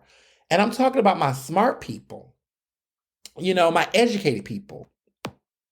We got to stand together. We have to confront a lot of the straight up buffoonery that we're seeing in our society. We have to speak up, because if we don't, the persistence of bullshit will persist. And That seems to be a theme of this podcast episode, but I'm just seeing those connections, those correlations. Which, brings me to my small point because I don't want to spend too much energy on this. But like Dave Chappelle and Boosie, it's 2024. Boosie's still homophobic. Dave Chappelle is still transphobic. Like, it's Dave Chappelle's seventh special. He's done a bunch of these on Netflix. He's obsessed. And I'm happy that members of the trans community are beginning to really say the things that I did not think it was my place to say, which is there have been actresses, trans actresses and comedians and people in the community are starting to say, like, this infatuation that Dave Chappelle has for discussing trans people, it seems like it's coming, it's getting personal. It seems it's always been that way for me because as somebody who have witnessed homophobes in my life, that obsession comes from somewhere. Like, what's wrong? Why are you infatuated? Is it a fetish for you? It's okay, right? Like, Boosie, what's going on? Like, why is it that it's 1,000 other problems in the world? Gun violence, drug addiction, other issues in the world to focus on, right? But for somebody who says they don't care, you care so much. Why? And to me, the issue I'm having is that it's obvious that this has become what I said earlier, a brand for these people. Like, Dave Chappelle needs to do this to get headlines. He knows the method. And the gag for me is the whole idea of, oh, he's hanging out with Republicans. Let's just start there. He's buddying with Republicans now, so he's not cool. He is doing this whole I'm speaking my truth and freedom of speech. But why is it that your freedom of speech is coming at the consistent degradation of trans people? Like, at this point, we get it. You don't like them. And to the people that still watch the shows and, still entertain it, it's like, you all know what it is. So let's not even pretend anymore. Let's just call a spade a spade. You don't care. You don't care about the stuff he says about gay people and queer people. You don't care. And so when I hear people continually act like Dave Chappelle is saying something, I'm just like, what is he saying? You tell me. He's saying things that you feel. And that's how you feel. And that's just what it is. And I don't have to educate you because you can Google, motherfucker. You just, for whatever reason, you have a disdain. And I don't want to be around you if I can not be. Because at this point, this obsession with holding on to these relics and these symbols of these people, it's like I'm going to chew the bone, I'm going to eat some of the meat and spit it out. How much? How much? Because this man's reputation, I ain't talking about Boosie at this point. Boosie's so irrelevant. But like Dave Chappelle's whole career was not the first half of his career when he was in his prime. This man is past his prime. This man is so washed up. He's so tired. He's exhausting. And honestly, I think people are so much trying to hold on. Only a man can do this because women can't. Like, when a woman falls from whatever grace she has, you all throw her aside. Like Monique, oh, y'all was over Monique. When Monique, got blacklisted, y'all were like, we're done with her. Like, you didn't care about Monique anymore. But men like Dave Chappelle can fuck up 1,000 times and you're going to hold on to every single ounce. What it's like to be a straight man in society is just, there's a privilege there that is just like, wow, you can do all of the things. Like, no one cares about Kanye. I don't care about Kanye West. Like, it's like Kanye's got another wife, apparently. She looks like another Kim Kardashian. Who fucking cares? Another album that he announces he's going to drop. The album don't drop on time. Who fucking cares? Like, we get to a point where it's like, when these people pass, when they get to a point of just complete, total buffoonery, it's just like, let it go. Let them go. Why buy the tickets? You buy the tickets because you support the shit. And you don't want to tell you that, because then it makes you uncomfortable. Well, sit in your discomfort. Sit in that discomfort. Learn from it. Feel the shame. We got to go back to that, because I think the problem is people misinterpreted shame. No, you should feel ashamed of yourself that you are indulging in a transphobe. You should feel the shame of that. If it makes you uncomfortable that there are people that are looking at you like you're fucking ridiculous for entertaining this motherfucker for this many years, yeah, sit in that discomfort. Be uncomfortable by it. Don't try to act like you don't know what's going on. Don't try to act like you don't know what they're doing. I don't want to hear a but, because, other communities and other issues, there's no but there. Why do I have to have the but? I'm going to have zero tolerance, like certain communities that have a zero tolerance for any oppression towards them. I'm not going to be okay with any homophobia or transphobia around me. You do that shit, you out for me. Period. There's no grace. Because if we firing college presidents on the implication of something, then if you're doing it for real, oh baby, you're not getting no space around me. We got to learn how to be better at speaking out, because the other side has no problem. Republicans talk all day about freedom of speech and cancel culture. Y'all out here counting down the cancellation of college presidents based on the way they're responding to certain hearings that you've set up purposely to try to, quote unquote, get them canceled. Like, you're not fooling anyone. So that's what I think about them. So my Ask Ernest for this episode, in so many different ways, you all asked me about my New Year's resolutions. Like, it was some variation. That was the most popular question that I got this past week. And at first I was like, I don't really do New Year's resolutions. Like, I'm not like aggressive, like, oh, I gotta lose 30 pounds by June. I'm going to go to the gym more. I'm going to stop drinking. I'm going to do all the I'm not going to the gym like, well, we'll see. We'll see this year. But it's not like, oh, I got to go to the gym. I got to lose weight. Like, if I lose weight, I lose weight. I'm going to make my decisions on how I eat, right? I'm not hell bent to these Concord things. Like, for me, resolutions is a mindset. It's less about these like tangible things, because listen, anything can happen. You know what I'm saying? I'm like, oh, I'm gonna be more responsible with my money. Well, shit, if I see a bag, listen, if I see, a Telfar bag that I just can't resist, I'm gonna fucking get it. Shit, I want it. I want what I want. I'm not gonna put myself in this thing of restrictions. I'm not really trying to do that.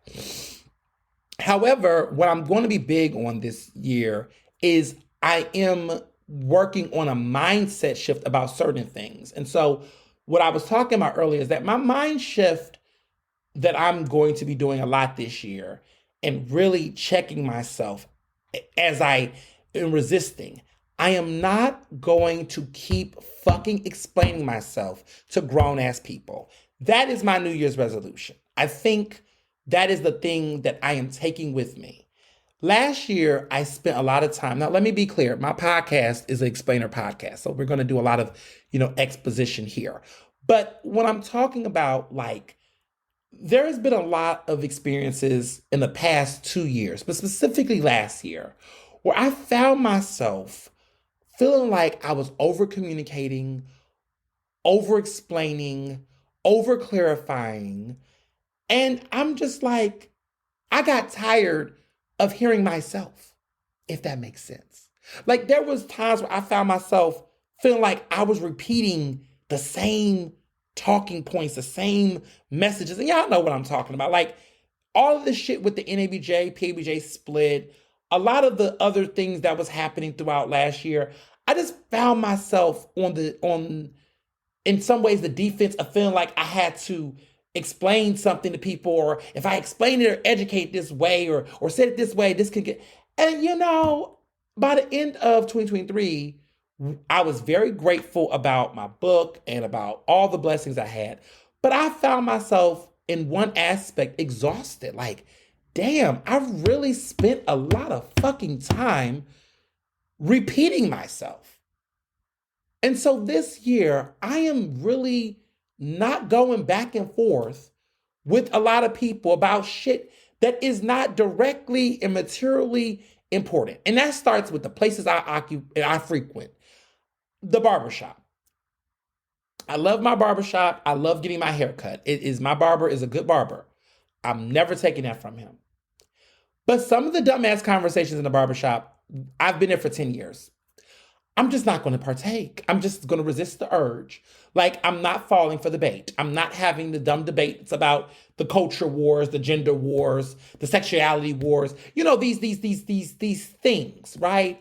Like, I'm just not arguing. And I know this might sound a little prissy, a little bitchy, but whatever.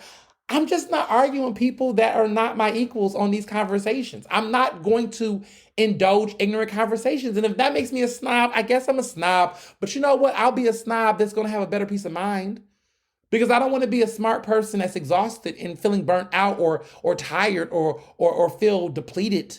Like, I'm not going to feel that. So if I'm a snob that just feel like, you know what, today I'm not going to argue with a dumbass about a topic that they have no expertise in or don't know what they're talking about, no, I'm not doing that. See, I'm all about answering questions. I'm not about arguing about my humanity. It's one thing to ask an actual question that you don't know. And if I'm in a space where I can read it as a good faith experience, then I will answer it if I feel like it. And if I'm in a space where I believe this person is coming from a mature place, I have the emotional, intellectual capacity to engage, I'll do that. But y'all, let's be real. A lot of the times we're entering bad faith conversations. And what I mean by bad faith conversations is there are people who have made their mind up on something. They are literally exercising you for their own personal insecurity. And what I mean by that is they have an opinion about something. It comforts their bias. Deep down inside, there is uncertainty that they have with that belief. And they like to fuck with people that they feel like are superior to them, whether that's intellectually or socially. They feel like this is a person that they want to agitate because they really want to test this idea. One, to either frustrate the person that they believe is on the opposite end. Two, play contrarian. Or four, three, they're just bored. And this just gives them some interest. There is a lot of men specifically that are interested in being a contrarian because they're bored. They're bored. Like, they're literally sitting around exhausted.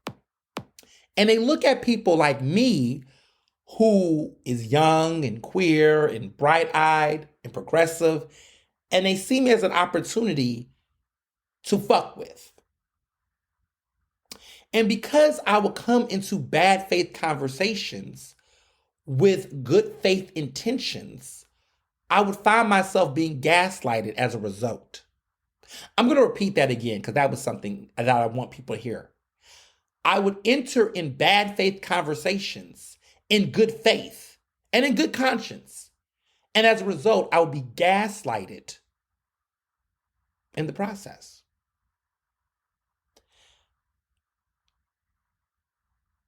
Where there is smoke, there is fire. And when I look back at the times where I was engaging and repeating and debating and explaining myself, I look at certain people and I'm like, this motherfucker knew the entire time. This person was never confused. This person knew exactly what they felt. This person never was lost. And so I'm wising up this year. I'm waking the fuck up this year. I am coming at this with the mindset of, you know what? Nah, not doing that. Because why? Because I know my value. I know that my time is precious. I know that what I have to offer is better to give my gifts to people that are actually open to receiving them than people that are going to take them and desert them. And so I'm coming into this year just avoiding dumb, mindless arguments. There are people who have tried already to bait me on social media. They will try to argue. I said something about Shannon Sharpe. I was just like, at the end of the day, that interview could have been better if there was a journalist actually doing an interview. And somebody just want to go on this tirade about, it sounds like that's hate, Ernest. Shannon Sharpe deserves to have a space, to have a platform. And, people like y'all can't be gatekeepers. Shannon Sharpe is an NFL Hall of Famer. He's a millionaire. What the fuck are you talking about? I am literally a, 100,000aire, if that's what they call it. I am, making my way. I am in no way in a position in the industry to gatekeep Shannon fucking Sharpe. Shut the fuck up. That's what I really wanted to say. But I just was like, that's exactly what I did. Nothing. I said nothing. I just was like, I'm not even going to respond to that. That's just stupid. I'm not even going to give that the energy. Nope, you're not going to do that because I'm going to correct you. And you know what you're going to do? You're going to still act obtuse. You're going to still be dense. You're going to still want to, and you know what? You just want an argument. Because when you go with an ad hominem attack and try to call me a hater, you want me to say, you want some attention. You want some clout. You want to say you argue with Ernest Owens. That is cute. In your wildest dreams, motherfucker. Like, that's how I really feel. And so I'm at a space where I'm just not giving people that kind of access to me anymore. I think last year I was too fucking accessible. Now, yeah, I had a book tour, so by default, I had to answer questions and do a press tour and all that. But I just feel like in my personal life, I was way too accessible. I just gave too many people an opportunity to ask me stupid questions and engage with me in a way that just was not helpful. And I would see how these experiences would shape my mood, would turn me off, would frustrate me, would just be fucking exhausting. And so now I look at some of these situations and I'm like, all of those arguments and all of those debates and all of that back and forth that I did, I didn't make any money. Like, I don't mind arguing with Piers Morgan because the check's clear. I don't mind, going on a panel and discussing topics with people who have educated, informed opinions. Like, I don't mind that. Like, I like educated discourse. But what I'm not going to do is I'm not going to debate with a troll. I'm not going to defend my humanity with a bigot. I'm just not going to do that. And I'm not going to do it when there's no actual net value or benefit. There's no check being cashed. There's no opportunity to be found. We're just fucking shooting the shits for the internet. Because you're bored. And it's time to start telling people that. You're bored today. No shade, but, I went to my barber shop and my barber was, somebody in the barbershop was trying to start a dumbass conversation. And I just said, you're bored today. Go find something to do. I just said it like that. They were shocked. They were like, I was waiting for your response. I don't know why. I done said it 10,000 times. We was having the same mindless debate about dumb shit. Like, how many conversations are we going to have about whether being gay is a choice? Was you born gay? I mean, are we still doing that? We're still doing that? Child, whatever. Whatever you think the fuck it is. It don't matter. You think it, you already made up your mind what you think it is. And guess what? That does not impact my day-to-day. Sometimes you have to do that. Well, don't you think a woman's role is it? Who gives a fuck? Are you a woman? That's why you don't have a woman. That's why nobody wants to fuck you. Because that's why you're talking like that. Let me guess. Like Dr. Barjas would be like, let me guess. Was it, anyway. I'd be like, let me guess. You're single. I knew it.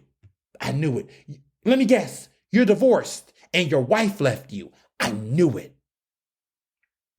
You could tell You can tell the personas around certain people are so predictable. You can always tell the types of people that want to engage in this quote unquote discourse, what type of personality they have. It's so fucking predictable. And so I'm at a point where my New Year's resolution is I'm going to do less explaining, I'm going to do less debating, and I'm going to do this in the spaces. I'm going to avoid bad faith situations. If I feel like the shit is shady, 9 times out of 10, it is. I'm going to preserve and restore, reclaim my time, my energy, my focus. Like, I think that's my thing. These are the things, like, I don't got, like, everybody want to do all this, lose weight, save money. That's cute. Do that too, I guess. If that's what you got to do. But for me, I think it's a mindset thing that I'm really going to be adamant about. And I'm going to hold myself accountable to it. I have accountability partners. And if I didn't ask you to be the accountability partner, that's because I don't need you to. There are certain people that know me well, specifically. And I have them, they know. And I'm just going to hold myself accountable. My husband's holding me accountable. I'm like, listen, you see my timeline. And I don't know if y'all noticed this, but have y'all, I mean, maybe y'all have. But I've been working on this for a couple of weeks. It's a New Year's resolution this year, but this is something I've been working on a little bit for a while. Not a while, but a couple of weeks. I'm just not going to get in the weeds and argue and debate with people that are not my fucking peers. Now, if there is a situation that is regarding my work or something, I might give a statement or response, because that's what public figures do.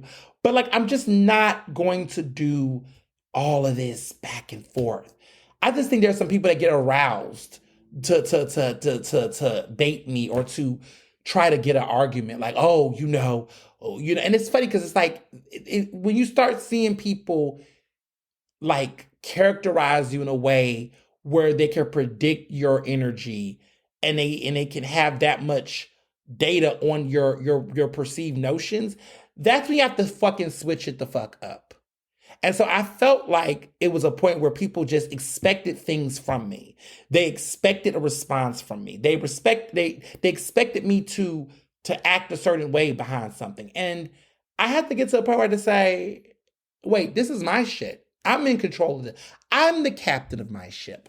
Like, no, you're not telling me what I need to write about and how I need to respond and what I need to talk about. I can say what I want, how I want to say it, and I'm going to leave it there. And what's crazy is that the people that expect these things, it's like, well, what do you want? Because if you already have the opinion you already know is wrong, what do you want? It's therapeutic for you. It's entertainment. My life is not entertainment. I mean, there's funny moments and shit, but like, I don't like my experiences and my navigating to survive and to exist as a Black queer person is not meant to be entertainment for the sake. Like I just think it's disgusting how we commodify people, especially, public people, like celebrities that are entertainers or whatever. That's weird in the parasocial relationship, but like actual, like human beings doing like civic work, like this idea of, and I've heard people talk about this, other folks have talked about this.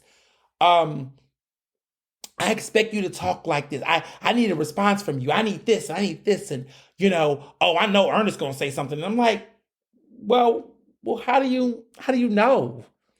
Or why do you expect? I mean, there's some times, right, where by default, I have a personal interest, but this expectation, like last year got a little cringy with some folks where they would send me stuff and be like, I can't wait for you to speak on this. I'm just like, pause, like, what? Like, you're not my agent. You're not my manager. Like, you're not my, what the fuck? Like, ugh. And I didn't never, say to them like that was too much. I just kind of ignored it, but it was just weird. And I think some of y'all, we gotta respect boundaries, and we gotta also understand I'm not your bulldog. Like, I'm not your person that you can sick on somebody to do something. Like, especially with celebrity shit. Like, when the celebrities do something, Ernest, say this or write this or say this or do that. And I'm just like, That's what you think I do? That's how you see my work? I get it, I guess. There's been times, but there's also an evolution, right? That people grow and evolve. And the things you did to get to where you are not the things you still do to stay there. I hope that makes sense. Um, but this year specifically, I am being very intentional about how I'm taking control of my energy and time. Because to be honest, people will not consider it. I thought that I could, garner a level of respect that people would naturally respect my space and boundaries. It's just not happening. It don't matter how talented you are, it doesn't matter how good you are. People will want what they want until you tell them no. So that's me practicing the art of saying no. Like, I'm not about to argue with stuff. And people will do this thing where they'll tag me into something online and there'll be some stupid argument and they'll tag me as if they want me to check somebody. I'm not checking some random idiot on the internet. I'm not doing that. Like, I would rather check the governor, check elected officials that have actual legitimate power than waste my time engaging. Like, I remember with all the shit going with Boosie, people were like tagging me to what Boosie was saying. I'm not doing that. Like, I'm so past that. There are some people that do that and they get clout off of it, and been there, done that, did it better than the girls who do it now. Been there, done that. That was what I did when I was like 24, 23. Look, money was made, opportunities was made, we know about it, right? But I am now 32. And if I'm still doing the shit I did at 24, 25 years old, where is the growth? That's the point. Like, you grow. You grow. And, if you got a real following and you actually have talent, your following will grow with you. That's what I appreciate about Beyonce. Like, Beyonce as an artist has evolved and matured in her craft. And the beautiful thing is that she's got fans that she's had for 20 years that's grown up with her and don't want her to go back to the days. They don't want her to be Sasha Fierce anymore because they recognize that was a point in her life and she's past that point. She's a mother. She's a wife. She's a business owner. She's a mogul. She's a bigger star. She's a woman in her 40s. And so she's evolved and her fans have evolved with her. Janet fans get it, right? Oh, I love Janet fans. I'm a Janet fan. I love Janet. Like, what I loved about Janet is that, like, you think about her. She started off with Control and then she's giving you albums years later like The Velvet Rope, The fans grew up with her and evolved with her. That's how I want to be. I want to be somewhere where my followers and people can understand my evolution as a person and grow with me and respect that growth. I don't want to be a Drake. I don't want to be a Drake where people still expect me to be acting like a fucking 20-something-year-old. And I'm closer to my 40s, but yet they still want me to get involved in petty rap beefs. They still want me to act like a prepubescent teen, attracting young girls and still going to basketball games, high school basketball games, and still relishing over whether a girl hit me on my phone or not, and still going to strip club. Like, I just feel like Drake is an example of what happens when you as an artist don't grow up with your fans. Like, you're still stuck in a era and in a mindset that should have passed you. But yet your relevance predicates on you staying the same person you was 5 years ago and 5 years before that. That sucks. It must be how a Barb feels. Because they don't want Nicki to actually grow the fuck up. Nicki is still in a loop. Nicki Minaj, like, she's still in a loop. She's an artistic trap. They want her rapping over old covers to old 80s pop songs. They still want her to, don certain hair colors and talk a certain type of way and act ditzy and play characters. Like, they still want her to be who she was like 15 fucking years ago. She can't evolve because, heaven forbids, Nicki, like, actually just stop engaging in the petty beefs and the shade throwing and actually tries to just be a solid rapper and not engage in all of this ridiculousness. she actually might force her fans to grow up with her, but they won't. And that's sad. And so I don't want to be a caricature stuck in a time. Like, I don't want that. I want to evolve. And I've recognized that I've evolved. I've seen it for myself. And I don't consider it changing. Like, I hate when people say, oh, you've changed. I haven't changed. I just grew the fuck up. Was I supposed to be the same person I was at 20? Like, no. And I think we have to, public figures, I guess, have to be transparent and honest about that. And be and deal with the fact that some people will not grow with you, that some people have you in their mind as a certain person and they don't want to see you advance because they feel like that will either force them to have to change, or they just commodified you rather than actually respected you as the human being that you are. Oh, we're getting deep. We're getting deep on this podcast. We're getting deep. But this is the season premiere. Like, this is the season 6 premiere. Like, we're setting the foundation for what the rest of this year is going to be. So I'm putting it all on the floor. So that's my resolution. That's my big resolution. I got some other ones, but they're like, I'm going to go back into cooking more at home when I can. I'm definitely going to hold my friends accountable to making plans. There's somebody that knows what I'm talking about. She's listening. Okay. We're going to make plans. We're not going to just do the whole, we haven't hung out in weeks. We should hang out. Okay. Pull out your fucking calendar. Make a date. Put it on the calendar. Own it. Don't worry. I'll find the restaurant. I got thousands of them to choose from in Philadelphia. I got that on lock. You give me the date and the time. I'll make it happen. I'm going to hold my friends more accountable to honoring dates. Okay, that's a resolution. I'm definitely going to keep traveling more. I really love my American Airlines points. I love being platinum, so I definitely am going to, last year, one of my proudest things I achieved was my fear of flying. Like, I used to always have like an anxiety around flying on airplanes. Not because I was afraid they would crash. I just always just had this ughness about airplanes and stuff. But after riding the most I've ever rode in my entire life in the air last year, this year I'm like, yeah, let's get on it. Let's do it. First class. I'm running to the airport, I'm running to pre-check.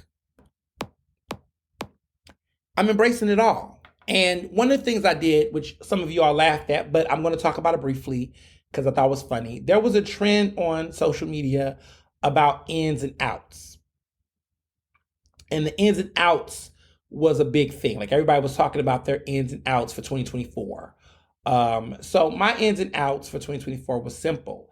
The ins were hosting guests for dinner parties that you pay for. Yeah, like, I've been doing that lately. I feel like I'm at a point where I'm fortunate and financially astute that I can, throw parties and host. And if I invite people over and have parties, I'm going to provide the food. Y'all just bring the gifts and bring bottles if you can, right? Going tieless and heelless at formal events. Now, I don't wear heels, but I'm really, I don't know if y'all peeped this, but I hate ties. Like, I realized maybe a couple of years ago, but when I was younger, I wore ties so much because I did speech and debate competitions in high school, and I used to always do competitions like every weekend. So I used to always have to wear a fucking tie. But I always tell myself, if I was popping enough or cool enough, I would get rid of ties and ditch ties. So if you notice, I rarely wear ties. The only time I wear ties are bow ties, and I wear them at galas, but I rarely wear actual ties. If you catch me in a tie, it's because I was forced to. Seriously, like, I'm not wearing ties for fun. Sending handwritten cards. I'm really big on that lately. I've taken time to write thoughtful letters and write nice cards and really express my thoughts with handwriting. People say cursive is a dying art, but I feel like with a good pen, like a really good ink pen, Oh my God, it just feels beautiful to just let the handwriting flow.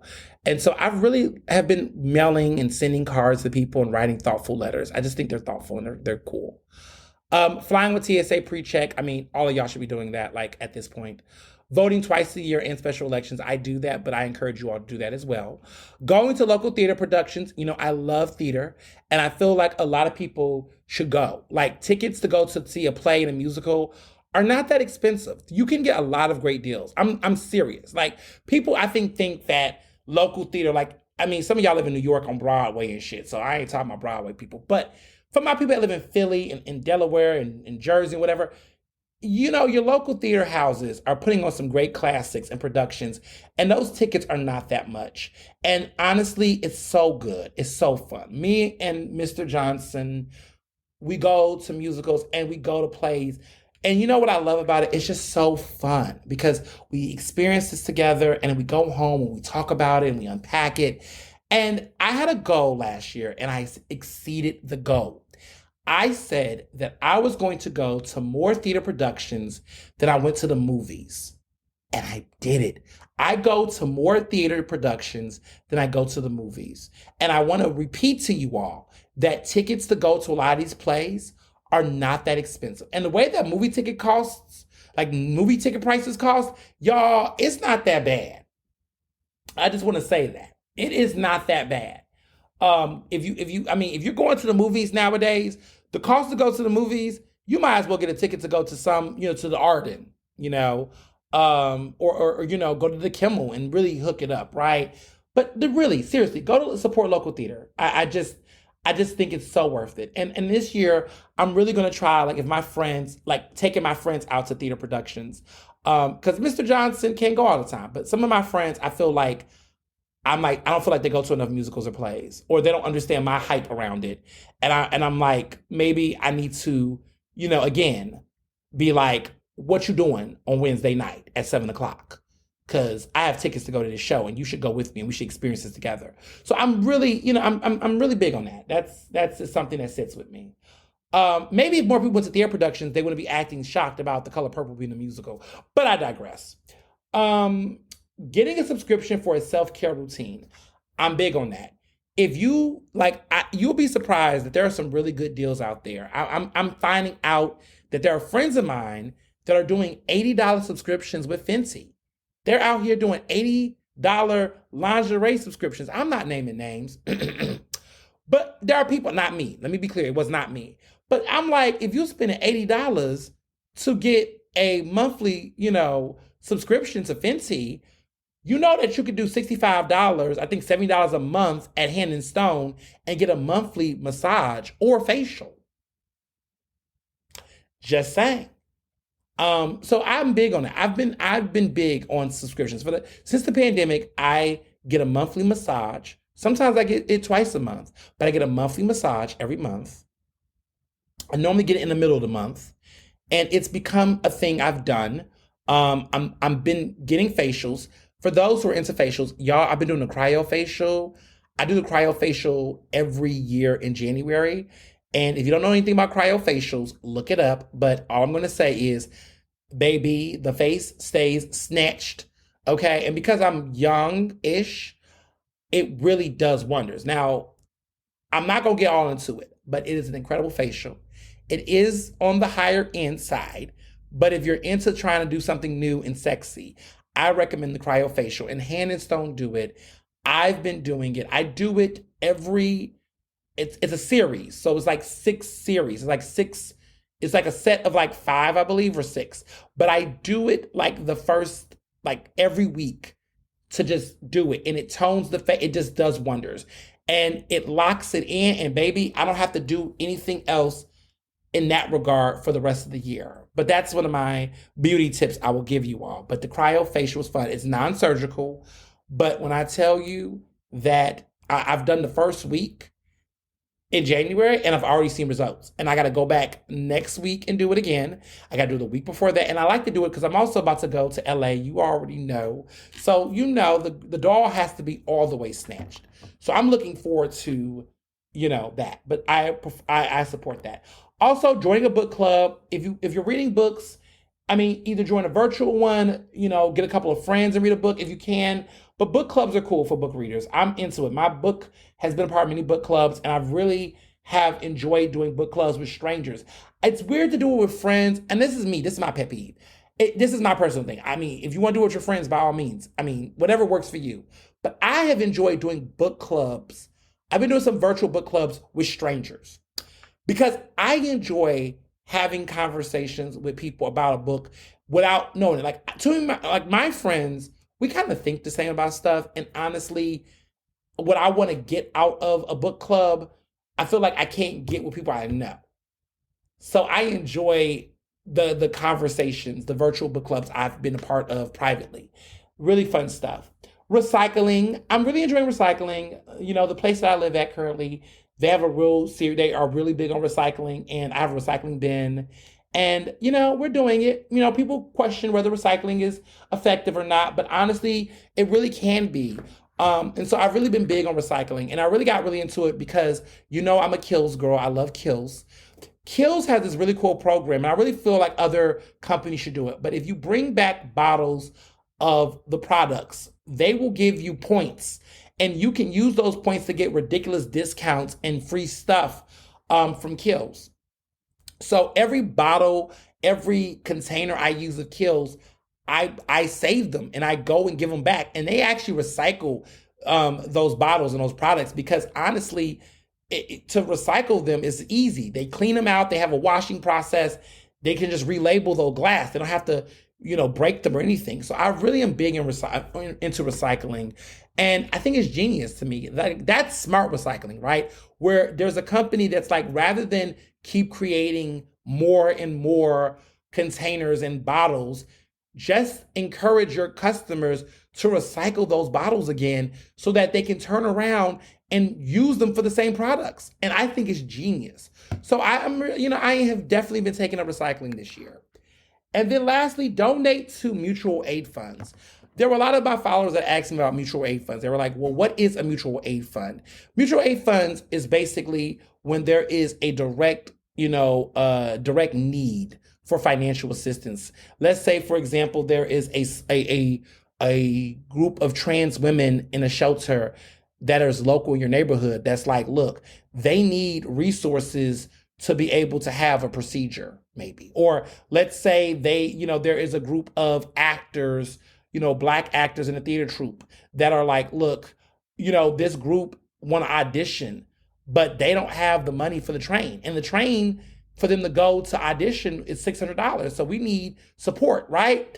It's giving directly to specific causes that are close and local. You see some people do GoFundMes, but now people are creating other ones.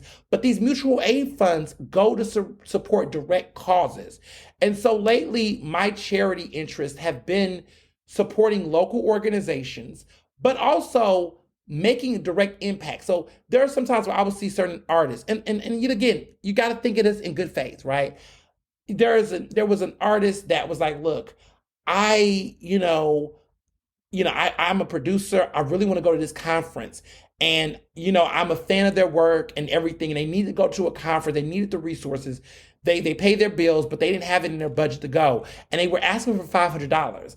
It was nothing for me to give $100 to help that person help make their dreams come true. So I think we see a lot of these mutual aids.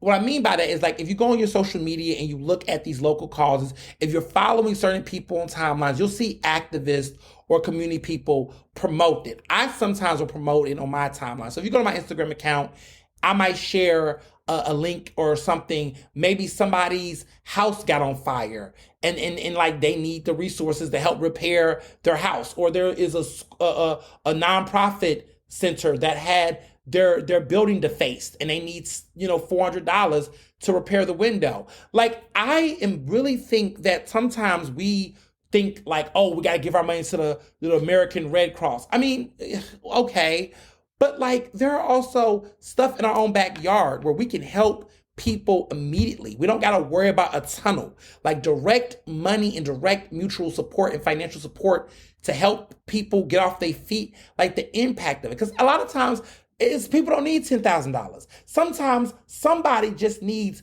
$100 to make it from Monday to Saturday so they could go to work.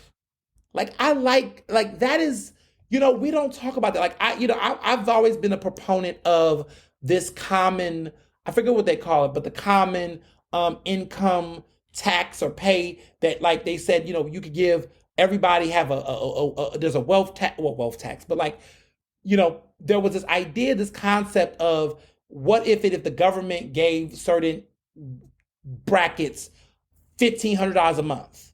Like if we gave a universal, payment support to public citizens. People think, people gonna waste that on Jordans and clothes. You'll be surprised like what it would mean if we had government structures that said, look, we could give a family $750 a month, like guaranteed. How just that amount of money can make the difference for somebody to pay rent, to not, feel like they have to make decisions between getting prescription medication or something. I sound like I should run for office, right? But like, I really do believe that. Like, I really do think that a lot of the issues we have in society around poverty and equity, sometimes, there are major inequality we need to address. But when I think about charity and support, there's a lot of people out here who really don't need like $50,000. There's some people out here who just really need a couple of hundreds or something to get through. And like, what does it look like for a community to collectively support each other in our community when it comes to that? And I grew up in a community like that when I was younger, where, I went to public school, I did speech and debate competitions, and, my theater troupe and my group, when we were younger, it was like, look, it was 20 of us that made it to the state finals. But as a whole, we didn't have the money to get transportation or to pay for the hotels or to get food, to pay for everybody to do that, to go travel, right? And maybe that entire amount of money we need to raise was like $1,500 probably. Like those kind of support, like if we had mutual aid, which back in the day, it was just we had a fundraiser, we would have a benefit or something. But like if we had the internet like the way we have it now, where you could create a GoFundMe, do you know how quickly that money would have been, where we wouldn't have had to do a bake sale and make bake cookies and all that energy, that we could have easily just, put it up on the internet and just let the people support? Like, I just feel like that's a big thing. So that's a big thing for me. Mutual aid is big. Now my outs. My outs are making last minute birthday plans. I'm not even gonna throw shade. But some of y'all out here, if it's your birthday, you know your birthday, okay? Stop acting like you don't care about your birthday. If you're going to do something, let people know. Let people know so they can actually show up. Let people know so they can get their budget right or their time right or make sure they can show up. Like for me, money's not a problem for me. The time is, what's important for me is time. Because if you tell me it's the last minute, I may or may not be able to come because I may have already put something on my calendar. So, we're grown. If you're doing something for your birthday, let people know. I'm going to keep it 100. I'm always doing something for my birthday. Whether it's an epic or it's something cute, we're going to do something. Forced color coordination. I'm sick of it. Y'all, stop making people wear white, all white. Stop all this, wear red. Stop all that. Like all this forced color coordination shit. Like, we're too grown. Like, I'm tired of it. All these all white parties. Oh, we're all black. Leave people alone. Like, stop trying to, I don't know. People just, all that forced color coordination shit, stop it. That's out. Sending people Amazon gift cards. One, because Amazon, we all have to use Amazon, unfortunately. But I just feel like Amazon, no. Stop giving people Amazon gift cards. Like, literally, if people go on Amazon and shop, they do that. But we got to stop supporting the beast. We got to resist the beast as much as possible. And quite frankly, give people a gift card that has some thought to it. An Amazon gift card tells me you don't know what I want, so you just give me something. Give people a gift card of a place that they actually like. Shout out to y'all who gave me CVS gift cards for my birthday, because y'all know I'm a CVS girl. But shout out to the people that gave me even more gifts, like Friday, Saturday, Sunday gift cards. Amanda, my bestie, Dr. Parks gave me that. She gave me that a couple years ago. It was a thoughtful ass gift. Have I spent the card yet? Not yet. But it's because, sometimes I don't have to pay to go out to eat. But I'm going to use it. I want meaningful gift cards. Give people gift cards that speaks to them. Reserving Airbnbs. If y'all haven't heard, Airbnbs are the devil. Why are we doing Airbnbs anymore? Get a hotel. Get a fucking hotel. Or, you know, do Verbo. Have you ever heard of Verbo? It's really cool. But like Airbnbs, that stuff, it's getting played out. There's too many problems. It's a lot of discrimination. Honestly, I feel like hotels, if you really book a hotel right and you do it right, you're gonna get better service. You might get free breakfast. Hell, some of these places. I just prefer. I've only done an Airbnb one time my entire life, and it was actually for my bachelor party, and it wasn't me who booked it. My friends did. It was a good one. We had a good situation, but I hear too many horror stories about Airbnbs, and quite frankly, just get a hotel. I just feel like people just go back to hotels. Hotels are not that bad, y'all. I feel like people got real like, oh, I don't like hotels. Now, I will say my one critique about hotels, I will say this, is that with an Airbnb, I guess you get the space so you can be as loud as you want or whatever. However, I feel like the whole idea is there will always be a trade-off if you're not at your house. Hotels, baby, they make your bed. They clean up your shit. You ain't got to sip and take out no trash. And then controlling who comes. Anyway, just don't do Airbnbs. Debating about politics on social media more than voting. Well, y'all know how I feel about that. Period. Vote. Binging cinema that you can see at a theater. Yeah, I'm just really over binging like a ton of movies. I really want people to go out and experience these movies because they matter. And I'm talking more about indie films and black films.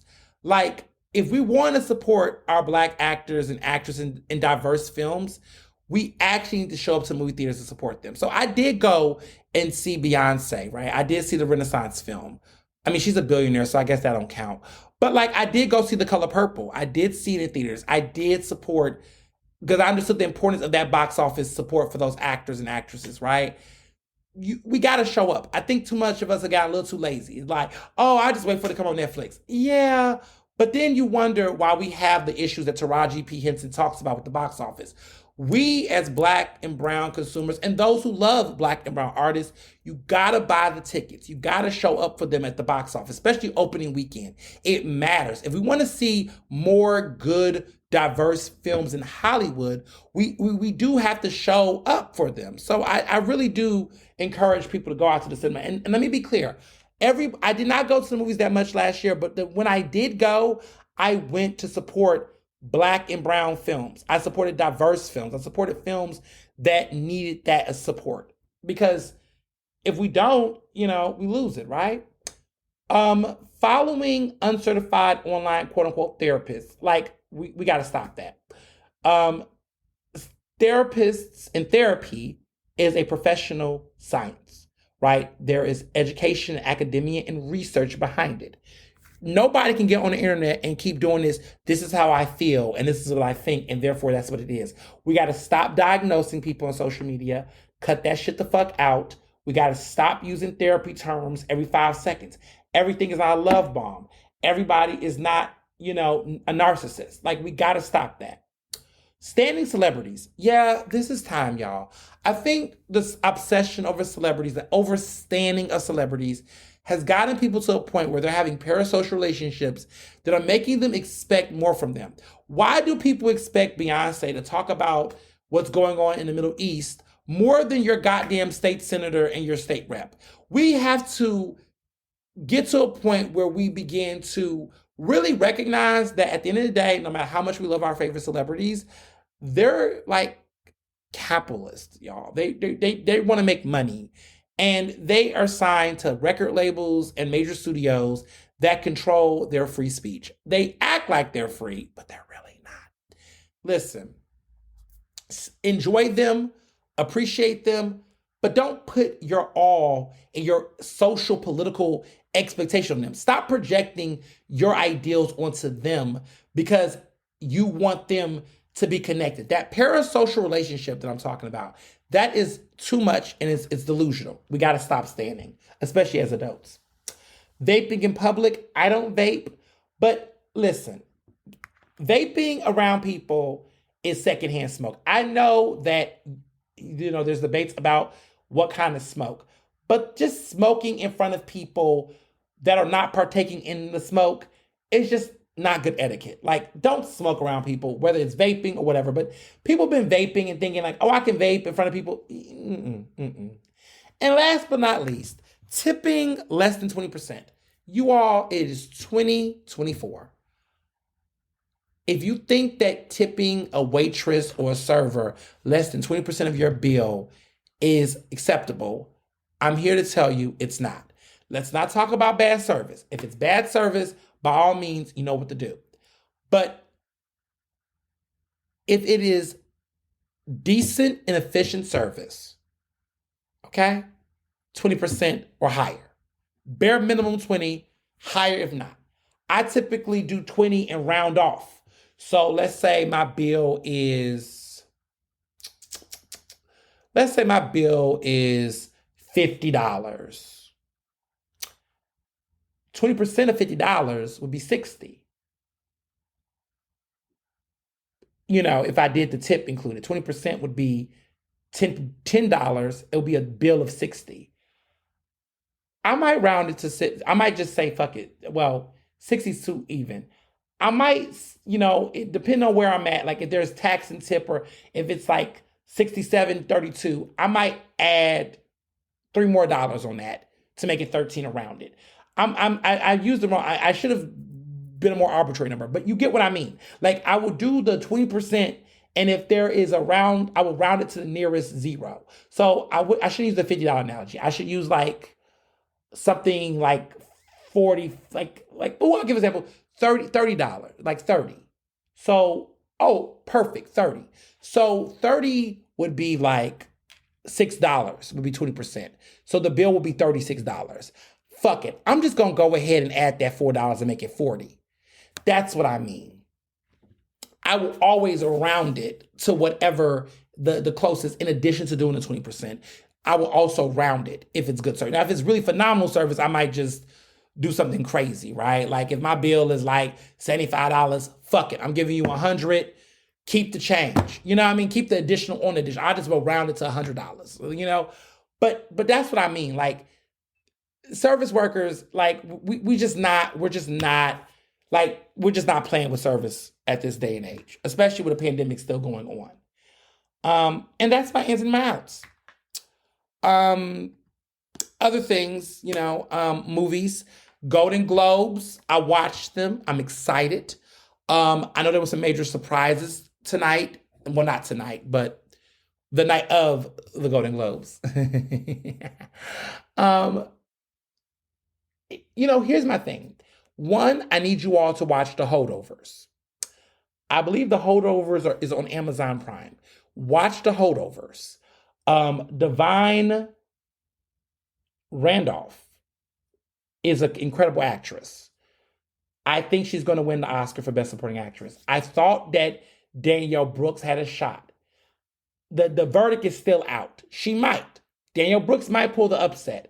But I think that this is Divine Joy Randolph's Oscar to lose. Best Supporting Actor, Robert Downey Jr. won. I think Robert Downey Jr. is going to win the Oscar. I think he's finally going to win an Academy Award. He's been nominated previously for Chaplin, for Best Supporting Actor for Tropic Thunder, which was an interesting role. But I think Hollywood likes a redemption arc, and Robert Downey Jr. has shown he has range. And his performance in Oppenheimer is nothing short than that. Best Actress. I think Lily Gladstone is going to make history as the first Indigenous actor to ever win an Academy Award. Emma Stone in, you know, Poor Things is a great performance. Honestly, I think it's her best performance of her career. And if she would have not won for her very boring performance to me in La La Land, because let's be real, Viola Davis should have been the lead actress category and won for that, but I'm not going to go there. If we would have saw a different era or period of time, I would have said Emma Stone would have won.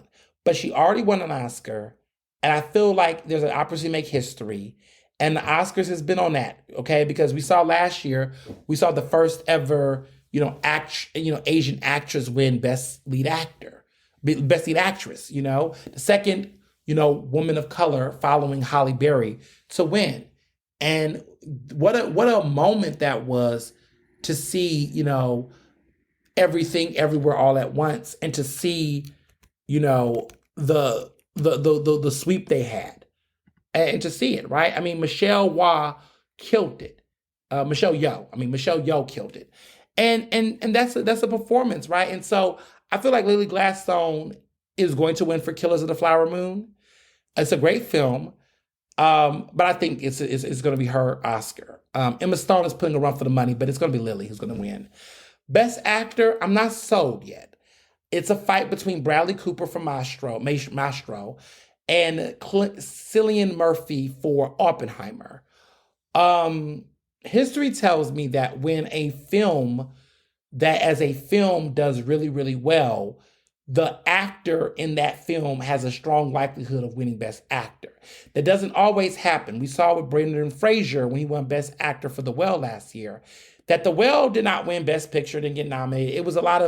They didn't get a lot of Oscar nominations, but Michelle Yeoh got that Oscar for Best Lead Actress in Everything Everywhere All at Once because she had a strong film behind her.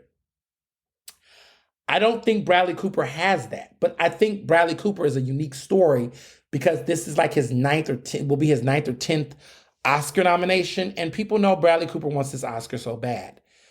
Cillian Murphy is a great actor. This would be his first Oscar nomination ever. And he's in a biopic, and we love a good biopic. He could win. The verdict is still out, though. I don't want to count that race yet. As far as Best Picture, I think Oppenheimer is going to win. I think at this point it's going to happen. Best Director, Christopher Nolan, that's happening. I just think that's going to happen.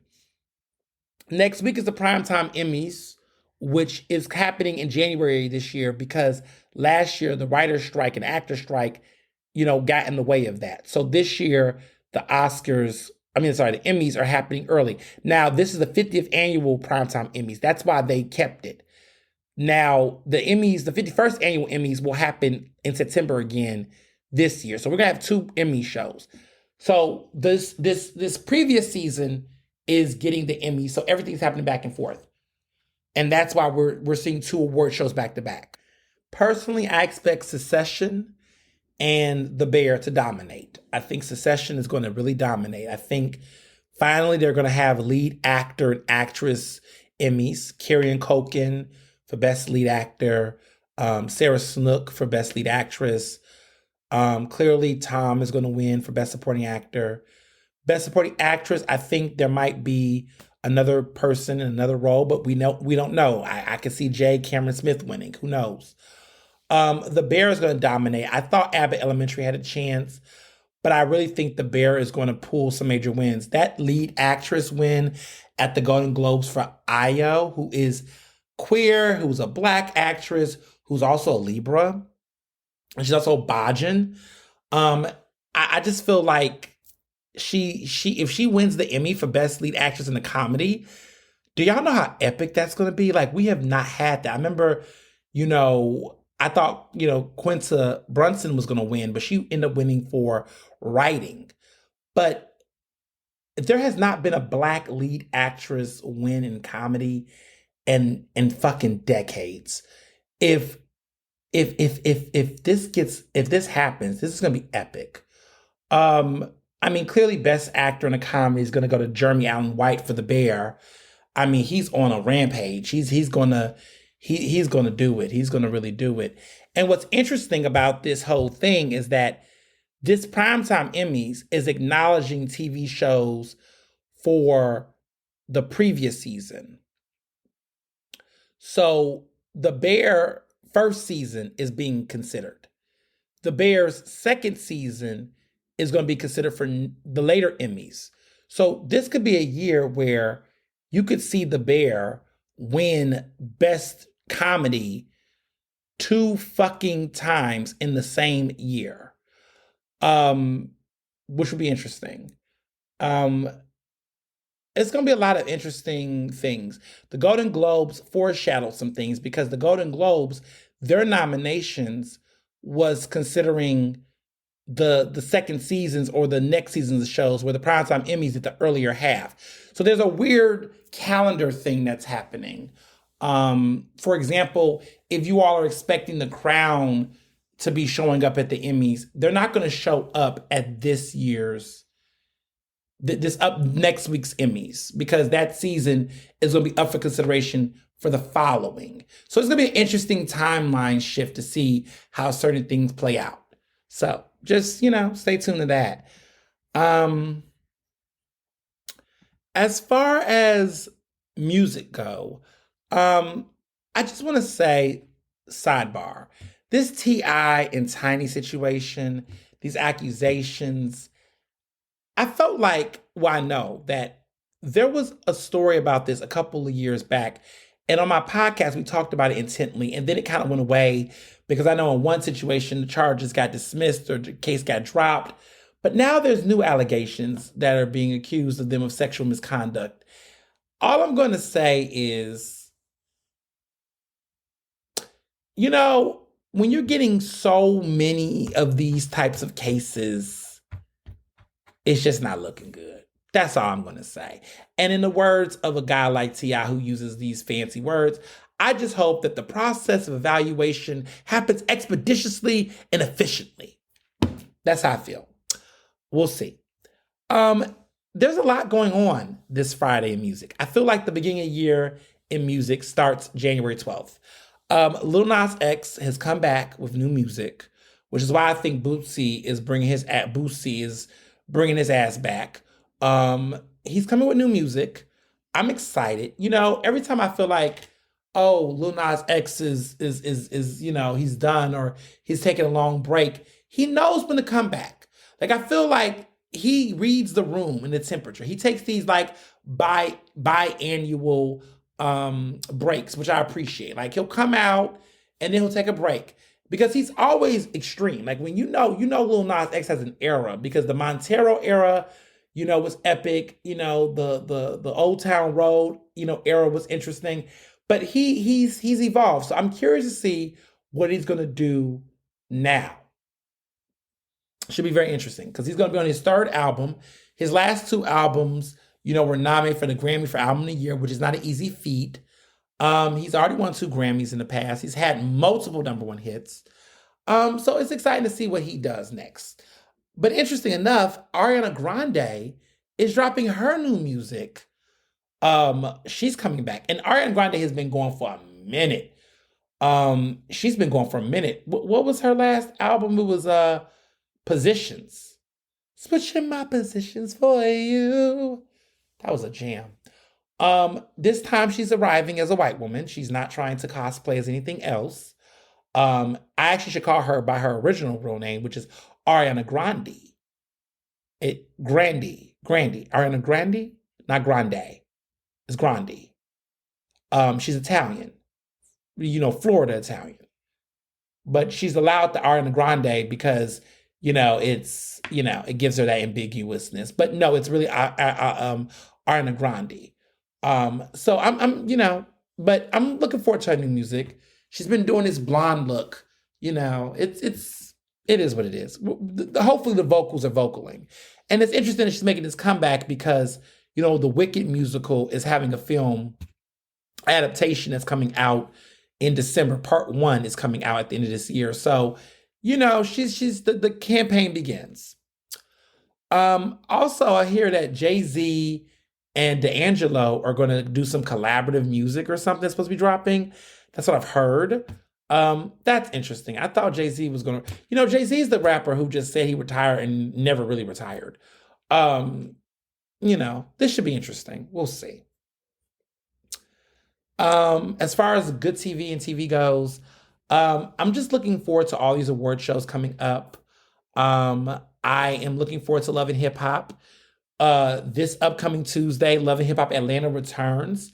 I've been waiting for them to come back. I'm tired of watching the compilations on YouTube.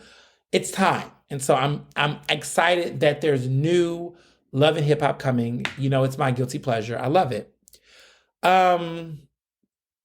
Zeus is doing what they're doing. I'm not promoting them, even though I've been watching the latest episode of Baddies. And I must say this recent episode with their little trip to Jamaica is intimidating, but I mean, we'll see. But yeah, that is everything.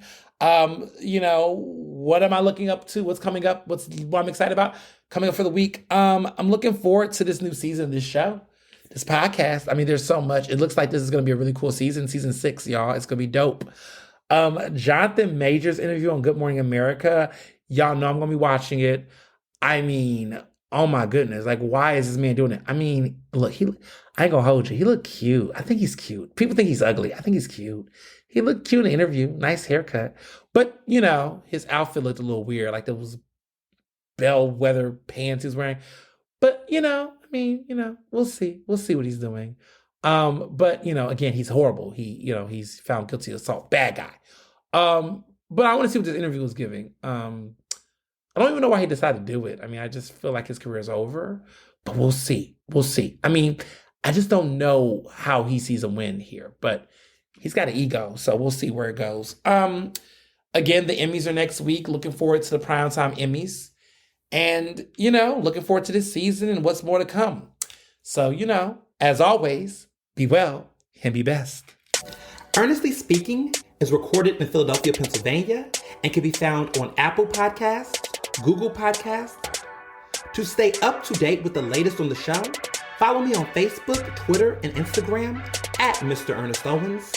Use the hashtag Ernestly Speaking to tell me what you thought about this episode, and check out my website at ernestowens.com.